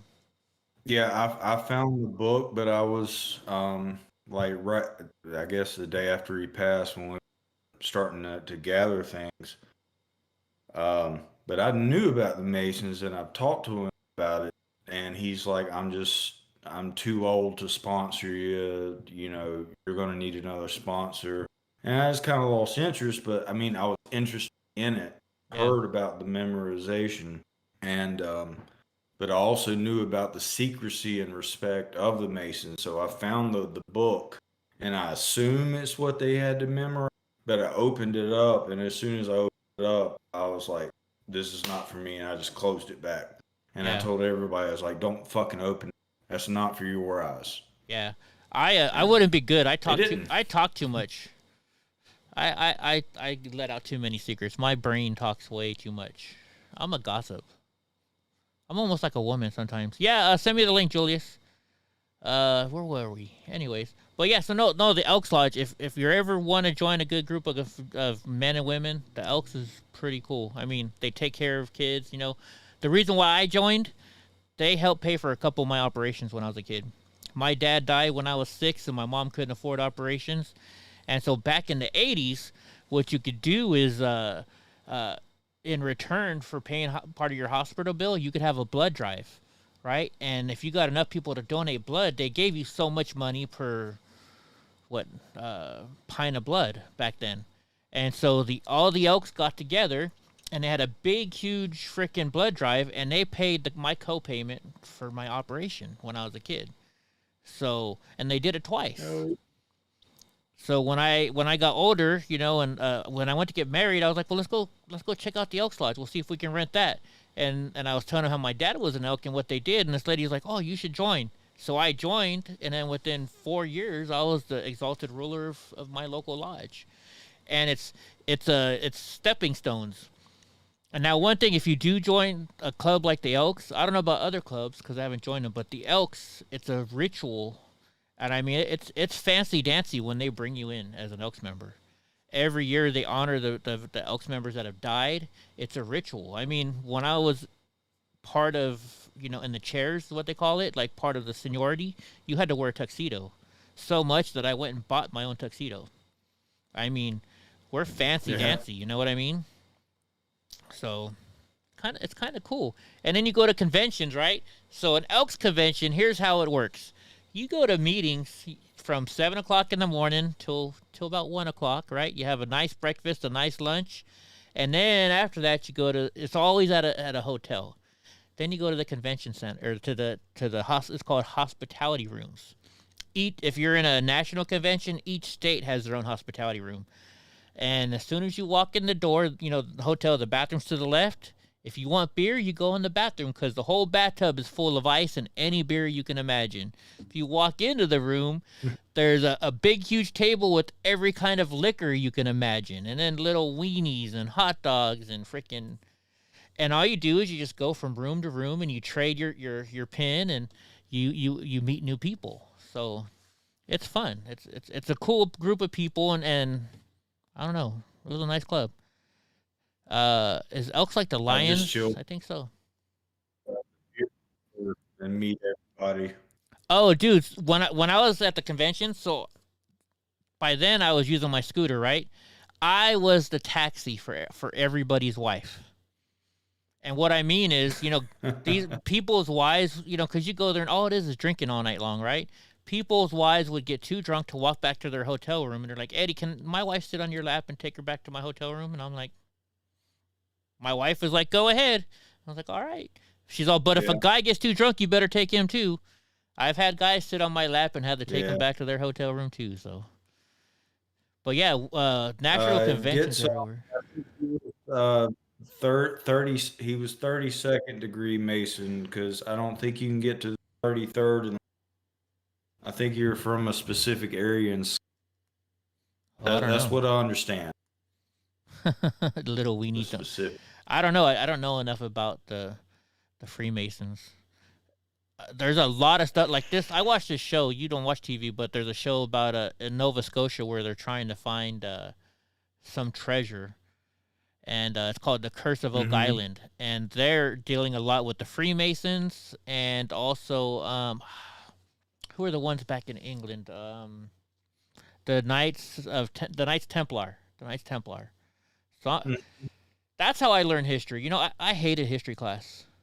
I watched history. I watched these shows like Pawn Stars taught me more about history than my freaking history teacher ever did. I don't know why. I just never got interested in it. But when I watched Pawn Stars, you learn this date, you know, in 1645, this happened from King what's his fuck, and they just want you to memorize shit. Yeah. Don't really go into detail about why you would want to remember that, especially to a kid. Yeah. All right, Julia sent me that link. We'll do that one last. We'll do the Caitlyn Jenner link last. I have 5 links to go. Man, when you and I get talking, I hope you guys are... Is everybody enjoying the Drunk Uncle Eddie buzzed high drunk chat, whatever we want to call this? I hope you guys are enjoying it. I think they are. I hope so. Criticize us. Tell us what you like and what you don't like. I know it takes a while to get through to the news, but, you know, chops it up and, you know, we're just floating. Not only that, like, I'll look at my like, I'm looking right now, I'm like, holy shit, it's been over 2 hours. Time flies when I'm talking with you like that. You know, I kind of missed it. Remember when I used to have people call in all the time? I kind of like that. But then, you know, people talk, like, way too long sometimes, and, like... Or they say new words. Yeah, they say the wrong words, or they start showing off their assets, if you know what I mean. I know everybody remembers Sarah.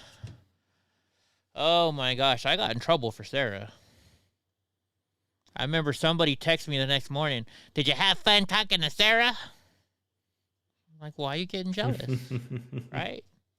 Oh my goodness. All the guys like Sarah. Who was it? Who was it that always asked for Sarah? Was it Jim Bob? It was Jim Bob, that silly guy, every day. Can we call Sarah again? Who remembers Sarah in here? You miss Tara? You know, I was talking to Tara last night. I'll have to we'll have to get Tara on the show sometime. We can Discord her in, I think. Or somehow. Did she say anything about I know I asked you to thank her for making that or catching that interview with the Palestinian and the Israeli. Yeah, she it was very, like I said, it was very informative for people that, you know, have no idea kind of what's going on. I'm trying. It said, oh, she loved it. She hit the love button. That's what she did. Good, very good. Okay, she didn't reply. She just hit that. You know that she loved it. That's what she did. So, yes, I told her, and she said, love it. Loving it instead of hated it, right? Excuse me, had to burp there. Democrats are getting slammed by conservatives over the party's renewed threats to pack the Supreme Court in an upcoming abortion case does not go their way. I thought we were all over this stuff, but I guess we're bringing it back. Several Democratic senators ramped up their calls this week to pack the Supreme Court should the judicial body uphold a Mississippi abortion law they say will be a massive blow to the landmark Roe v. Wade. The court is also expected to rule soon on controversial cases of gun control and the Affordable Care Act. I sure hope not. I hope they don't pack the courts. We didn't pack the courts. But remember, what did they say? Ted Cruz told him, he said, if you pack the courts, just wait till it's our turn. Just wait till it's our turn, right? Tit for tat. Because, see, if they pack the courts, it can only protect Roe versus Wade. If we pack the court, we can get rid of Roe versus Wade, right? I think that's what Ted Cruz is trying to say. What do you think? I think it's just protecting what we've already got. You know, you start if something's, you know, so everybody's got their, you know, the Supreme Court, but it's just going to be a rabbit hole. It's just going to be a never-ending rabbit hole. And you know, how many people do you think are qualified to be a Supreme Court justice out there? Not it's very like many. The highest ranking and lifetime appointment, you know? I can't believe they can find so many referees. I couldn't even be a referee. If somebody's playing the Denver Broncos or the San Jose Sharks, if I'm a referee and you're playing the San Jose Sharks, I'm gonna go for the San Jose Sharks because I'm their fan. I couldn't be a referee. So imagine that. If I can't even be a referee, you know how hard it is to be a Supreme Court justice? Could you be a referee in a UFC fight? Let's say the Diaz boys was up there fighting. Let's say he's fighting Conor McGregor. Would you be able to fairly be a referee in that fight? Yeah, to get specific. I ain't gonna call. Okay, let's say Diaz puts a low blow. Diaz bleeding too. Let's say Diaz puts a low blow on McGregor. Would you call it?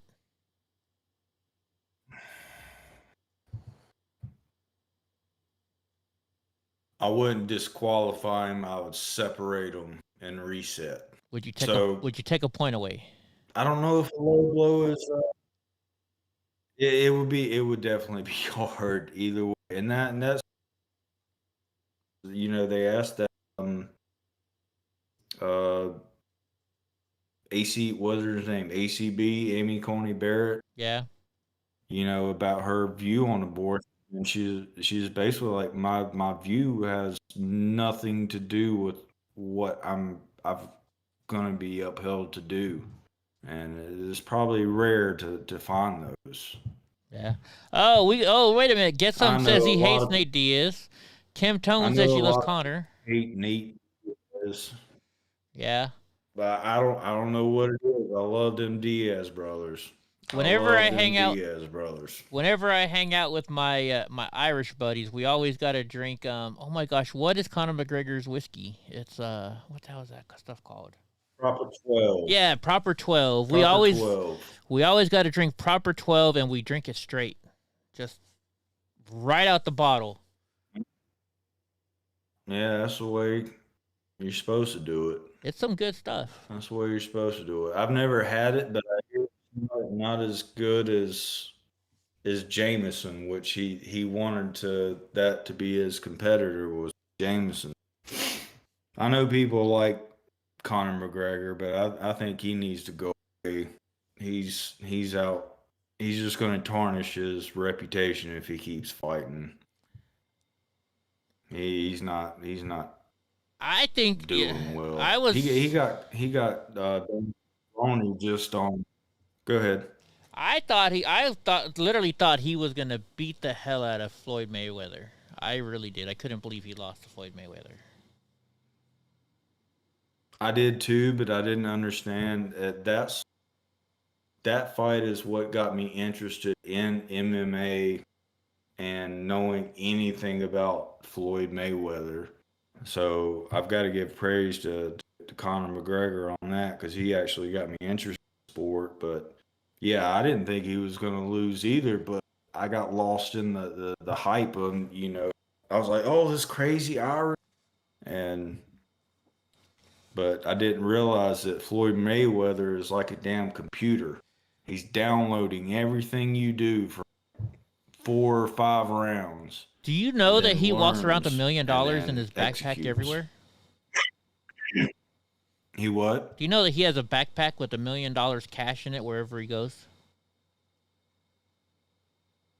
Well, Connor kind of exposed that at a press conference.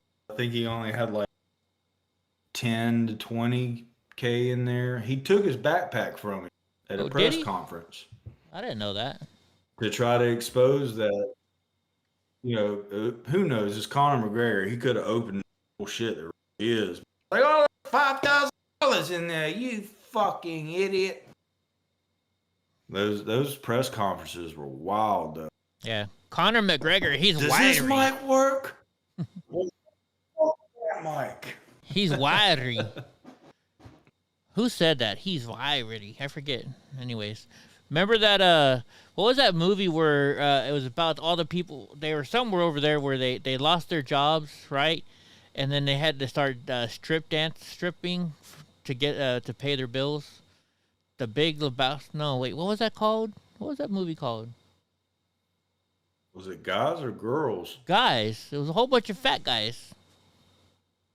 They lost their job and I was gonna say Magic Mike, but I don't think that's the only movie I know about with strippers. Every day they go down to this building to where it was like, you know, wait to get work, and it was like the Big Lebowski or something like that.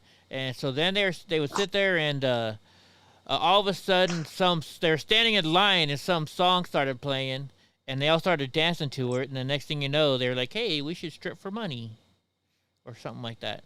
Try to remember the name of that. It was like the Big Lebowski or something like that, or something. I don't know. It's kind of a funny movie. Big Lebowski was. It's close to that. It's close to that. What's up, Jeff? You could run from Floyd Mayweather for 5 rounds for $30 million? Yeah, I would get in the ring for $5 million. Hell yeah. For $1 million bucks. Boxing is 10 rounds. Yeah, well, that's right. 10 rounds. They were. I'll take a hit. Anyways, we're almost done with the news. Let's see. So this lady, the woman who allegedly hit and killed a Queens cop while drunkenly barreling down the Long Island Expressway right after recording a podcast railing against cops, was ordered held behind bars. You gotta go pee again? Oh. No, I'm talking about all this bitch. So she's talking shit about the cops. Then she gets drunk and drives down the street and runs into a cop, right? She appeared in person today at the Queens Superior Court for her arraignment on 13-count indictment for allegedly killing the highway officer. Anastasios Sakos, I believe that's how you say their last name. Beauvoir, I think that's how you say her name. Is that how you say her name? Beauvoir? Jorge Santos urged the judge to grant her bail, but was rejected. And the 32-year-old was ordered back behind bars pending jail. She stayed silent during the hearing, but looked back at her relatives as she entered the courtroom wearing a light-colored sweater, her hair pulled back. She faces up to 15 years in prison if convicted of the charges. She was allegedly high on drugs, too, with an alcohol level of 0.15, twice the legal limit when she hit the cop. Wow. After her arrest, she apologized and she was hauled away in handcuffs crying. But how ironic is that? You say, fuck the police, and you go get in a drunk driving accident killing a cop. She doesn't look very old. Somebody asked how old is she? My face is locked. Oh, yeah, you are, huh? Uh-oh. Wonder why. Hold on. Uh-oh. Let me try doing this. Is something going wrong with Discord? Now you're spinning. I think Discord's trying to tell us something. At least we can still hear your voice. You'll pop back up in a minute, I think. Yeah, we'll just roll with it. Roll with it. Rolling with the punches. Roll. Oh my gosh, I'm trying to think of what that song was. Oh, she was 32. She said she didn't see the cop. She was busy. Oh my gosh, I hope that's not true. busy playing some games with herself, I guess. Oh my gosh. All right, let's move to the next one. Let's see if it's my internet. Let's try and go to the next one. It might be my internet. No? Oh, yeah. So this person, I figured this person was going to be a liberal. I don't know, just looking at this person. Let's wait for the stupid news to play their commercial. Did you know 2 women were hit by a car while protesting a police killing in Elizabeth City on Monday? Where's the commercial? Come on, commercial. Come on. It says Michelle Morris, 42, and Here we go. Turn the sound off. Mute. All right. Michelle Morris, 42, and Valerie Lindsay, 42, were hit by a car driven by 41-year-old Lisa O'Quinn of Greenville. The 2 women, who are black, were peacefully protesting at about 6:45 p.m. when they were hit, police said. They were treated at a hospital and released. O'Quinn, who is white, oh no, was charged with 2 counts of assault with a deadly weapon. Now, this person looks, I don't know, if I were to guess, I'd say she was a liberal, right? I could be wrong. They were treated at a hospital and released. Let's see. Did she do it on purpose? Demonstrations have been held regular since April 21st, the Andrew Brown killing. Did she do it on purpose? Now they're going to call it a hate crime, so I guess she did do it on purpose. I don't know. What do you guys think? You guys think she did it on purpose? Did anybody hear anything different? Let's see what you guys are saying. The Full Monty, that's what the name of it is. The Full Monty is not even close to the Big Lebowski. I don't know why I said that. Not even close. Mattering. Yeah, I haven't heard anything about this. Okay, what the hell is mattering? What is mattering? I thought somebody I thought Get Some had misspelled it, thinking of something else. What is mattering? Maybe Black Lives Matter, so they're mattering. Because they matter? I would assume that's the joke. Well, let's look it up. Who mattering. knows? I don't know why I can't see you anymore. You're just a spinning 2 squares. Is mattering a real word? It is a very common word with a number of different uses and grammatical patterns. Let's see. 7 days ago, meaning present participation of matter to be important. So she was trying to be important while drunk driving down the road? I don't know. I don't get it. I don't get what mattering would be. I'm just a dumbass. I think it's just a play on. You think it's just a play on words? Probably. I think it's just a play on words. Black Lives Matter, so she was a Black Lives Matter. I gotcha. I think it's just. But yeah, she was doing a podcast where she was getting high and drunk, and I think she even made talking about how she wished cops would, die or something. She was saying some very harsh things. Just so happened that she did what she did. It's ironic, right? That's like me saying, like today when I was out at the store, buying some parts for my truck, for my house, right? Talking to the guy at the old guy, he's not old, but the guy who owns the hardware store, right? He actually there's still a hardware store that's not Home Depot or Lowe's here in Madera, right? And so I'm over there talking to him, and I was telling him how a couple years ago my my fuse box caught on fire, and I was like, man, I really wish it would have burnt down the house because I have good fucking insurance. It would have been my luck that today my house burns down, and he could be like, well, he was talking about it, wishing his house burnt down yesterday. You know what I mean? It's like that kind of a situation. Right? He took my stapler. He took my stapler. Did somebody say that today, or was that just pop in your head? Well, because you said that something about something burning down. Oh, yeah. Oh, because he burnt down the office, the building. Yeah. Yeah. That was filmed That was filmed in Dallas, Texas. This is a prime example of God separating his sheep from the goats. I always gotta love Did you hear Henry. that the stapler company never made a red stapler until that movie? I think you told me that. I And think then it it was became. you. I could have. I repeat myself a lot. No, you're good. You know, I wonder if I should try recalling. Well, the show's almost over. I don't know. Should we just deal with it? I can still hear you at least. No, we deal with it. Yeah. Okay. Did you hear about these? I haven't read the article yet, but 40 students, half of the senior class of a Texas high school has been suspended over a harmless prank that some parents have called an overreaction. I don't know what the prank is. It says around 40 seniors at Comfort High School received 2-week suspensions for May 13th practical jokes, where the students placed plastic forks on the school football field while others entered the school after hours. Wait a minute. So they got kicked out of school for putting plastic forks on the football field? Well, the others entered the school. It was a harmless senior prank that all of us parents knew 100% what was going on. That's nothing crazy. Now, stupid stuff I went to Cabrillo High School in Lompoc, California, and Lompoc High School was our biggest rival, right? Some stupid kid, it was when I was around, one of my years, they went to the Lompoc High School pool and put in blue paint or blue dye in the pool and totally messed up the pool. Or they did that to our school, I think.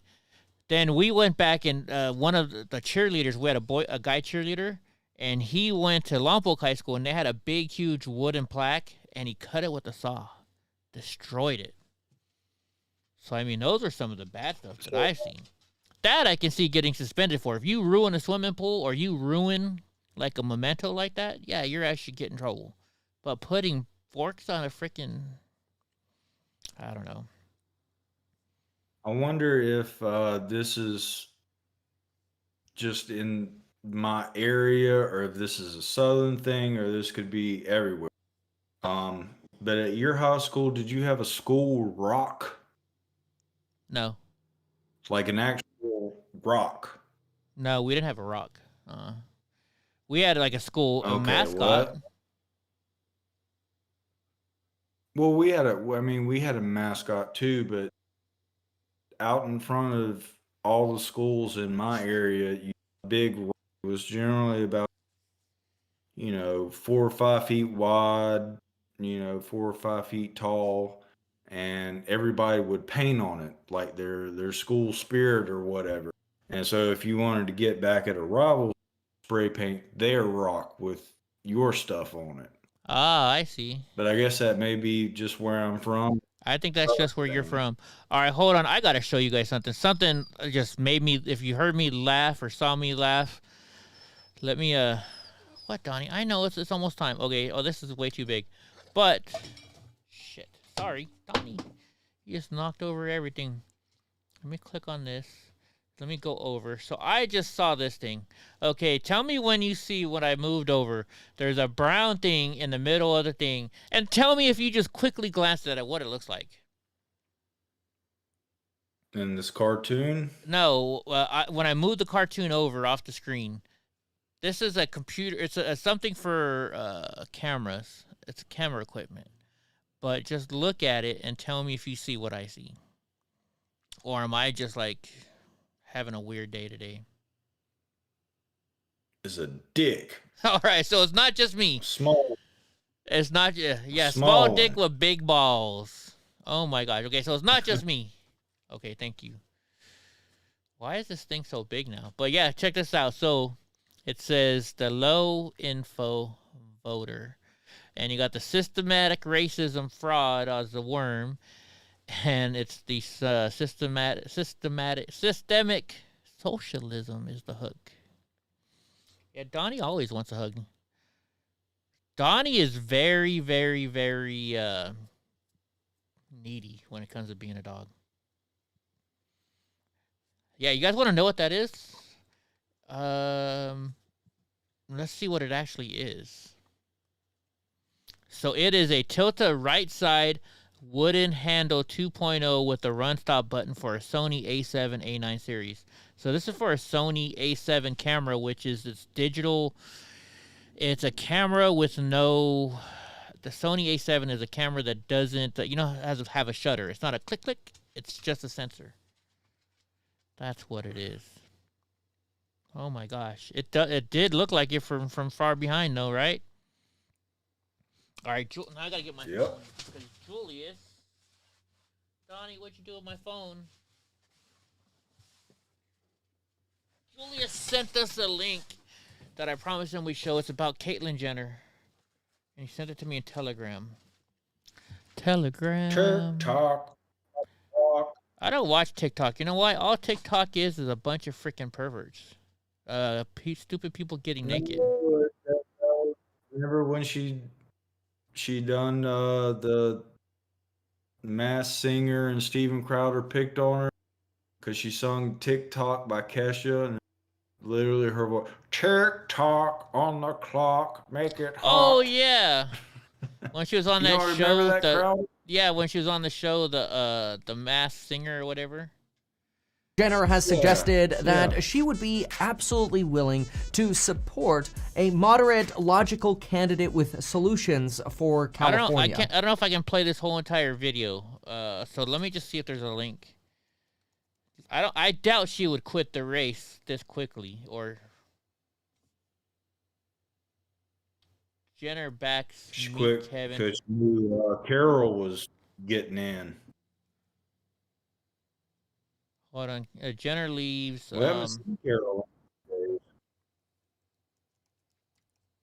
I wouldn't think that Caitlyn Jenner would spend all that much money and then leave. It just doesn't make sense. No. No, Caitlyn Jenner's not leaving. I think whatever you found there, Julius, is she's tanking in the polls. She could be tanking in the polls, but I don't think she's gonna leave. She's gonna see this thing through. I really do. Right? Who believes the polls? Right? The polls. I don't know. The polls are hardly ever right. I haven't seen the polls. I mean, I don't know. What does she know about polls? She gave hers up.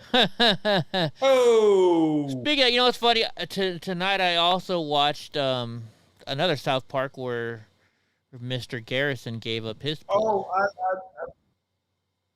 I said Carol. I meant Carla. That I was making a joke that Caitlyn gave out because Carla was running.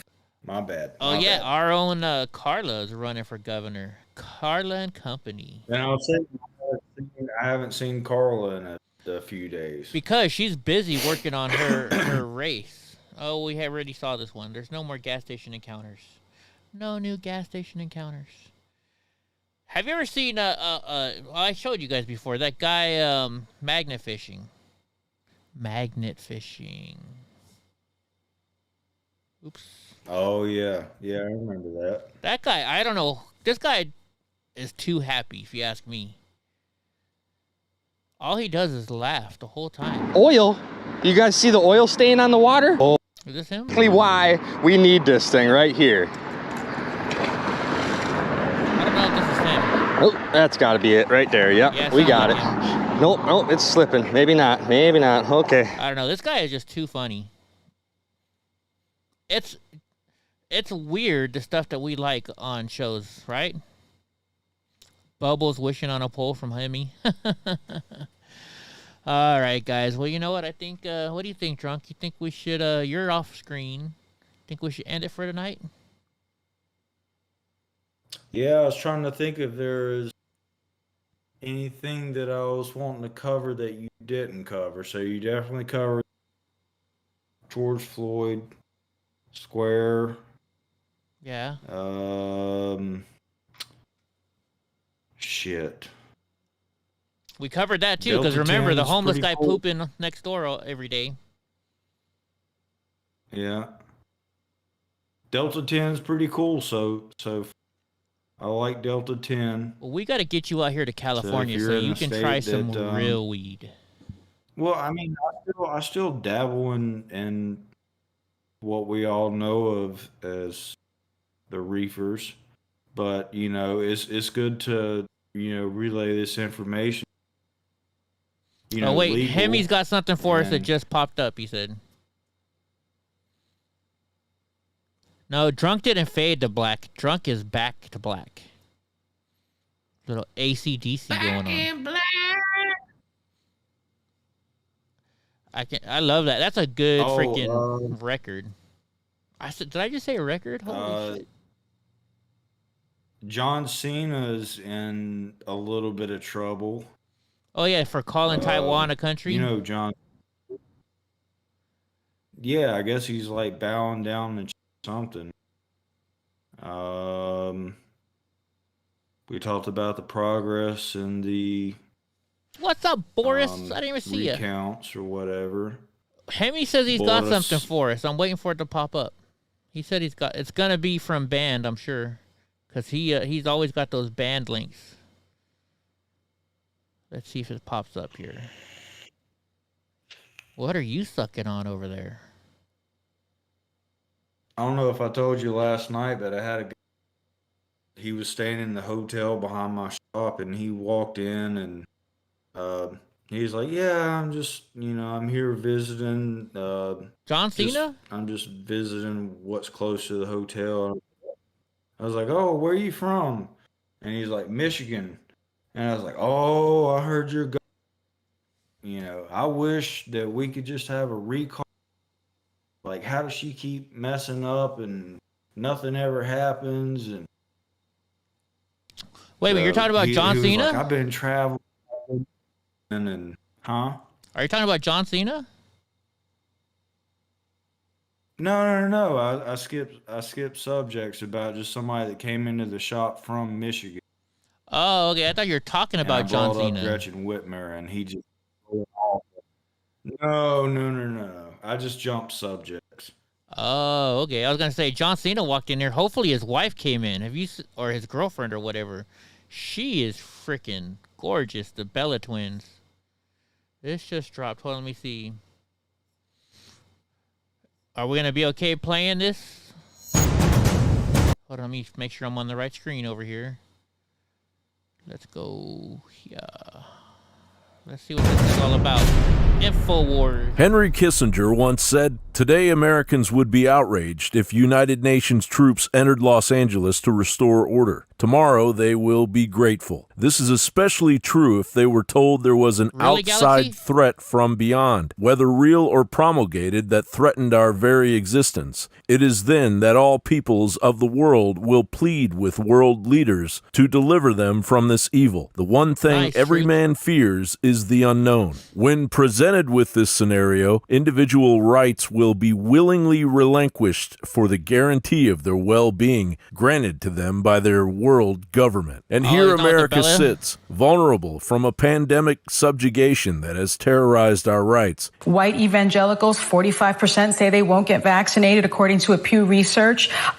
Republicans, almost 50% of Republicans are refusing to get the vaccine. So we won't reach herd immunity because of those particular groups. So I say we need to shun those that refuse to get vaccinated. Just like now in certain states, many states, I know in New York, there are signs on storefronts, on businesses all across the state, no mask, no entry. I think if you have not been vaccinated, no entry. Infiltrated by decades of Marxist indoctrination that began in America's universities and has now permeated into America's elementary schools and destroyed our cities. While American police are increasingly unable to respond to 911 calls as their departments are hollowed out while criminals pour over our border. Yeah, please hurry, because it sounds like she's being assaulted right now. I mean, it sounds like she's being raped currently. We'll be out there as soon as possible.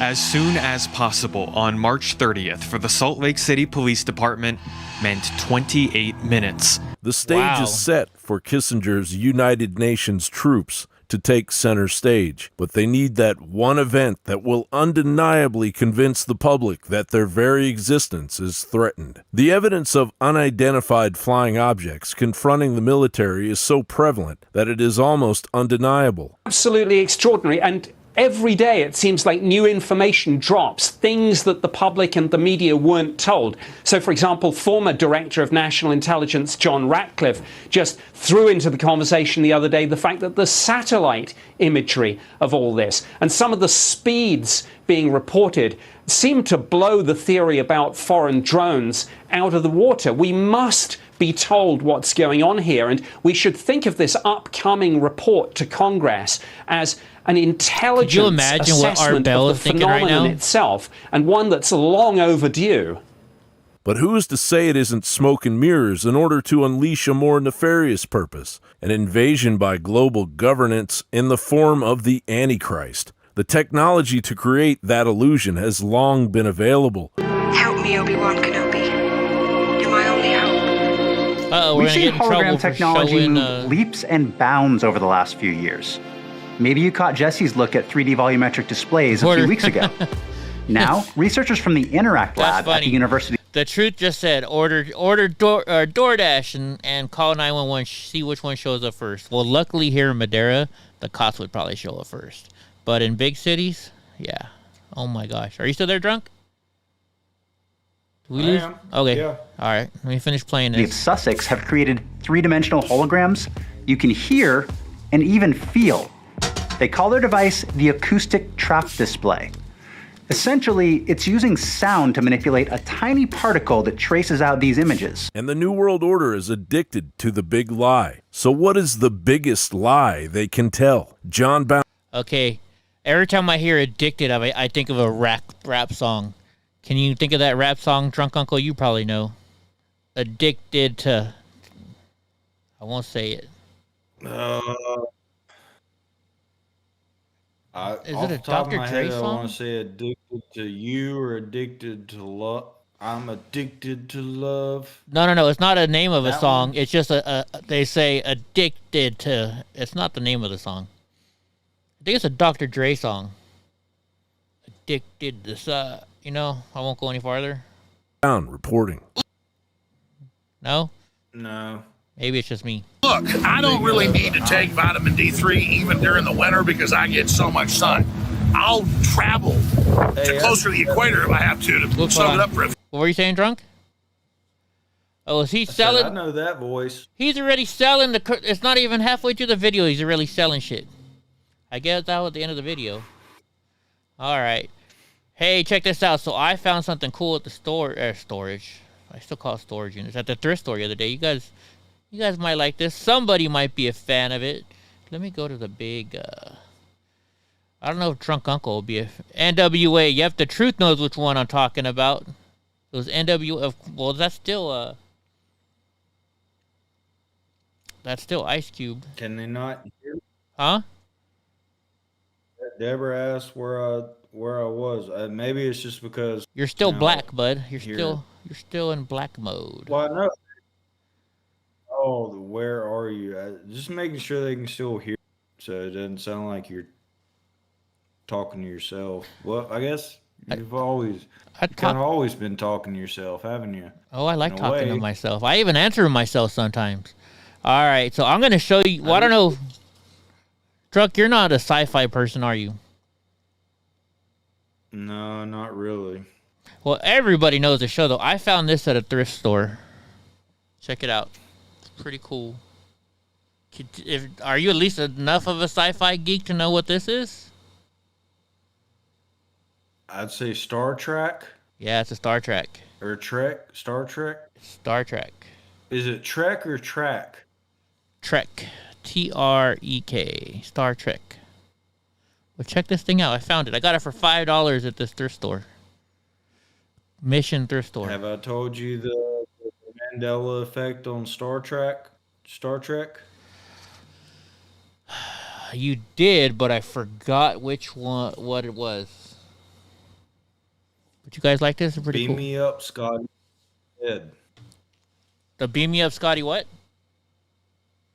Was never said. He never said beam me up, Scotty? Nope. Really? Interesting. Nope. You know which one I liked better? I liked Battlestar Galactica. I was more of a Battlestar Galactica. Which Enterprise is it on? Beats, Bears, Battlestar Galactica. Identity theft is a real thing, Jim. All right, it says it is the NCC-1701. I don't know. Let's look it up. It's a... Oh, shit. I cut myself open again. Damn it. Did I tell you I cut myself with my Sawzall today? No. Yeah, I was working on some stuff on my house, and my dumbass, it's really hot. I'm in pain because I've been, I'm not supposed to be doing that kind of stuff. And yeah, Andy. So I cut a pipe too long, and I went to go cut it shorter, and it really took forever to get this pipe in. So I'm like, I don't want to take it out again. So I was like, my dumbass will just cut it in the air without any gloves, and my saw went and cut my hand instead. Not fun. 1998 Paramount. Hold on, let's see. Paramount. Let's see if I can look it up real quick. Pictures. Star Trek. It says watch, but it's not that. Star Trek. And then it says the Hamilton Collection. Let's see how much it's Am I worth. the only one that liked E better than NWA? I liked Eazy-E's albums better than NWA's albums. Did you? I wasn't a big, huge personally. rap fan back then. All right, let's Yeah. go. Let's look it up. We're looking at... So let's see. Let's go to image search. Well, here it is right here on eBay. It says ebay.com. That's the same thing. Let's see how much they're selling it for. Oh, the page no longer exists. Andy, is there a conspiracy theory around why that guy wore the single shades? Or maybe it was just... like I said, I never watched the show, but I thought I remember hearing about why that guy had to wear... Holy jeez! Those single shades. Oh my gosh. You get a good one? $115. That's what somebody's trying to sell one for right now.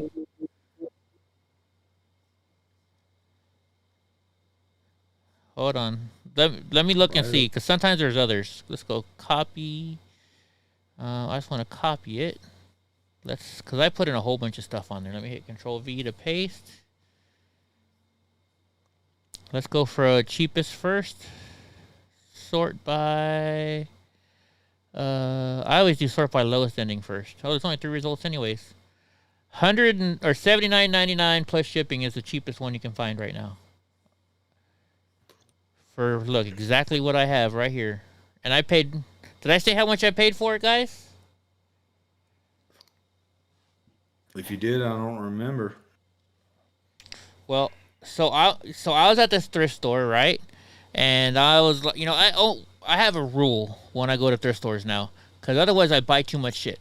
If it's not on 75% or 50% off sale, I don't buy it. This one was not. I paid $5 for it. $5 for it. And I was gonna leave it there and wait. I'm glad I didn't. Holy shit. $75 is the cheapest price you can buy it for on eBay right now.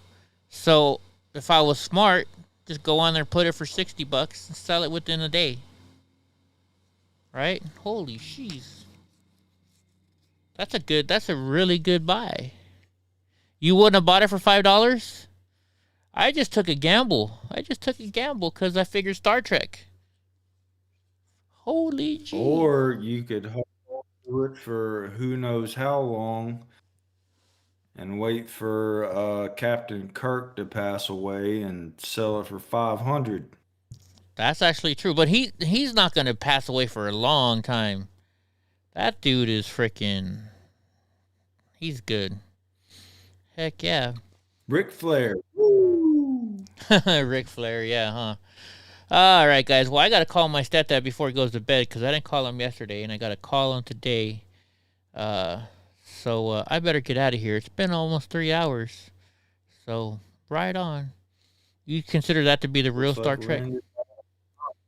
Yeah. I think we had a good night. I hope everybody enjoyed it. What do you think, Drunk? Did you have a good night? Yeah. Yeah, you covered all the news you needed to, and the truth is, like, I was gonna give you $10. $10. Who'll give me 50? No, no, $5. $5 make you long holler. time. Yeah. You broke ribs a couple times. Yeah, I had a bad day. I even fell off. Like I said, I fell off the chair because Donnie's chewing on it.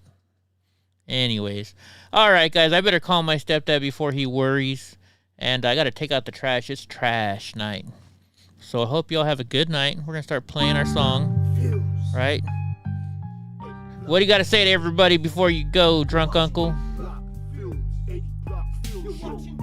You there? I always going to try to say, adios, party people, and strange animals, and meow meow. There you go. All right, guys. Well, thank you for being here tonight. We appreciate you. This is Mr. Nice Guy singing in the background. I hope you all have a great night, and we'll see you all tomorrow. Drunk Uncle's waving, but you can't see it. I can't even see it. And Drunk Uncle. And Drunk Uncle and everybody else. There we go, guys. All right, everybody have a blessed night. God bless you. See you all tomorrow, and adios. Oh, wait, I should do that. I'll be back. All right, guys. Thank you. Have a good night. Love y'all. I even love that person who blocked me if you're watching.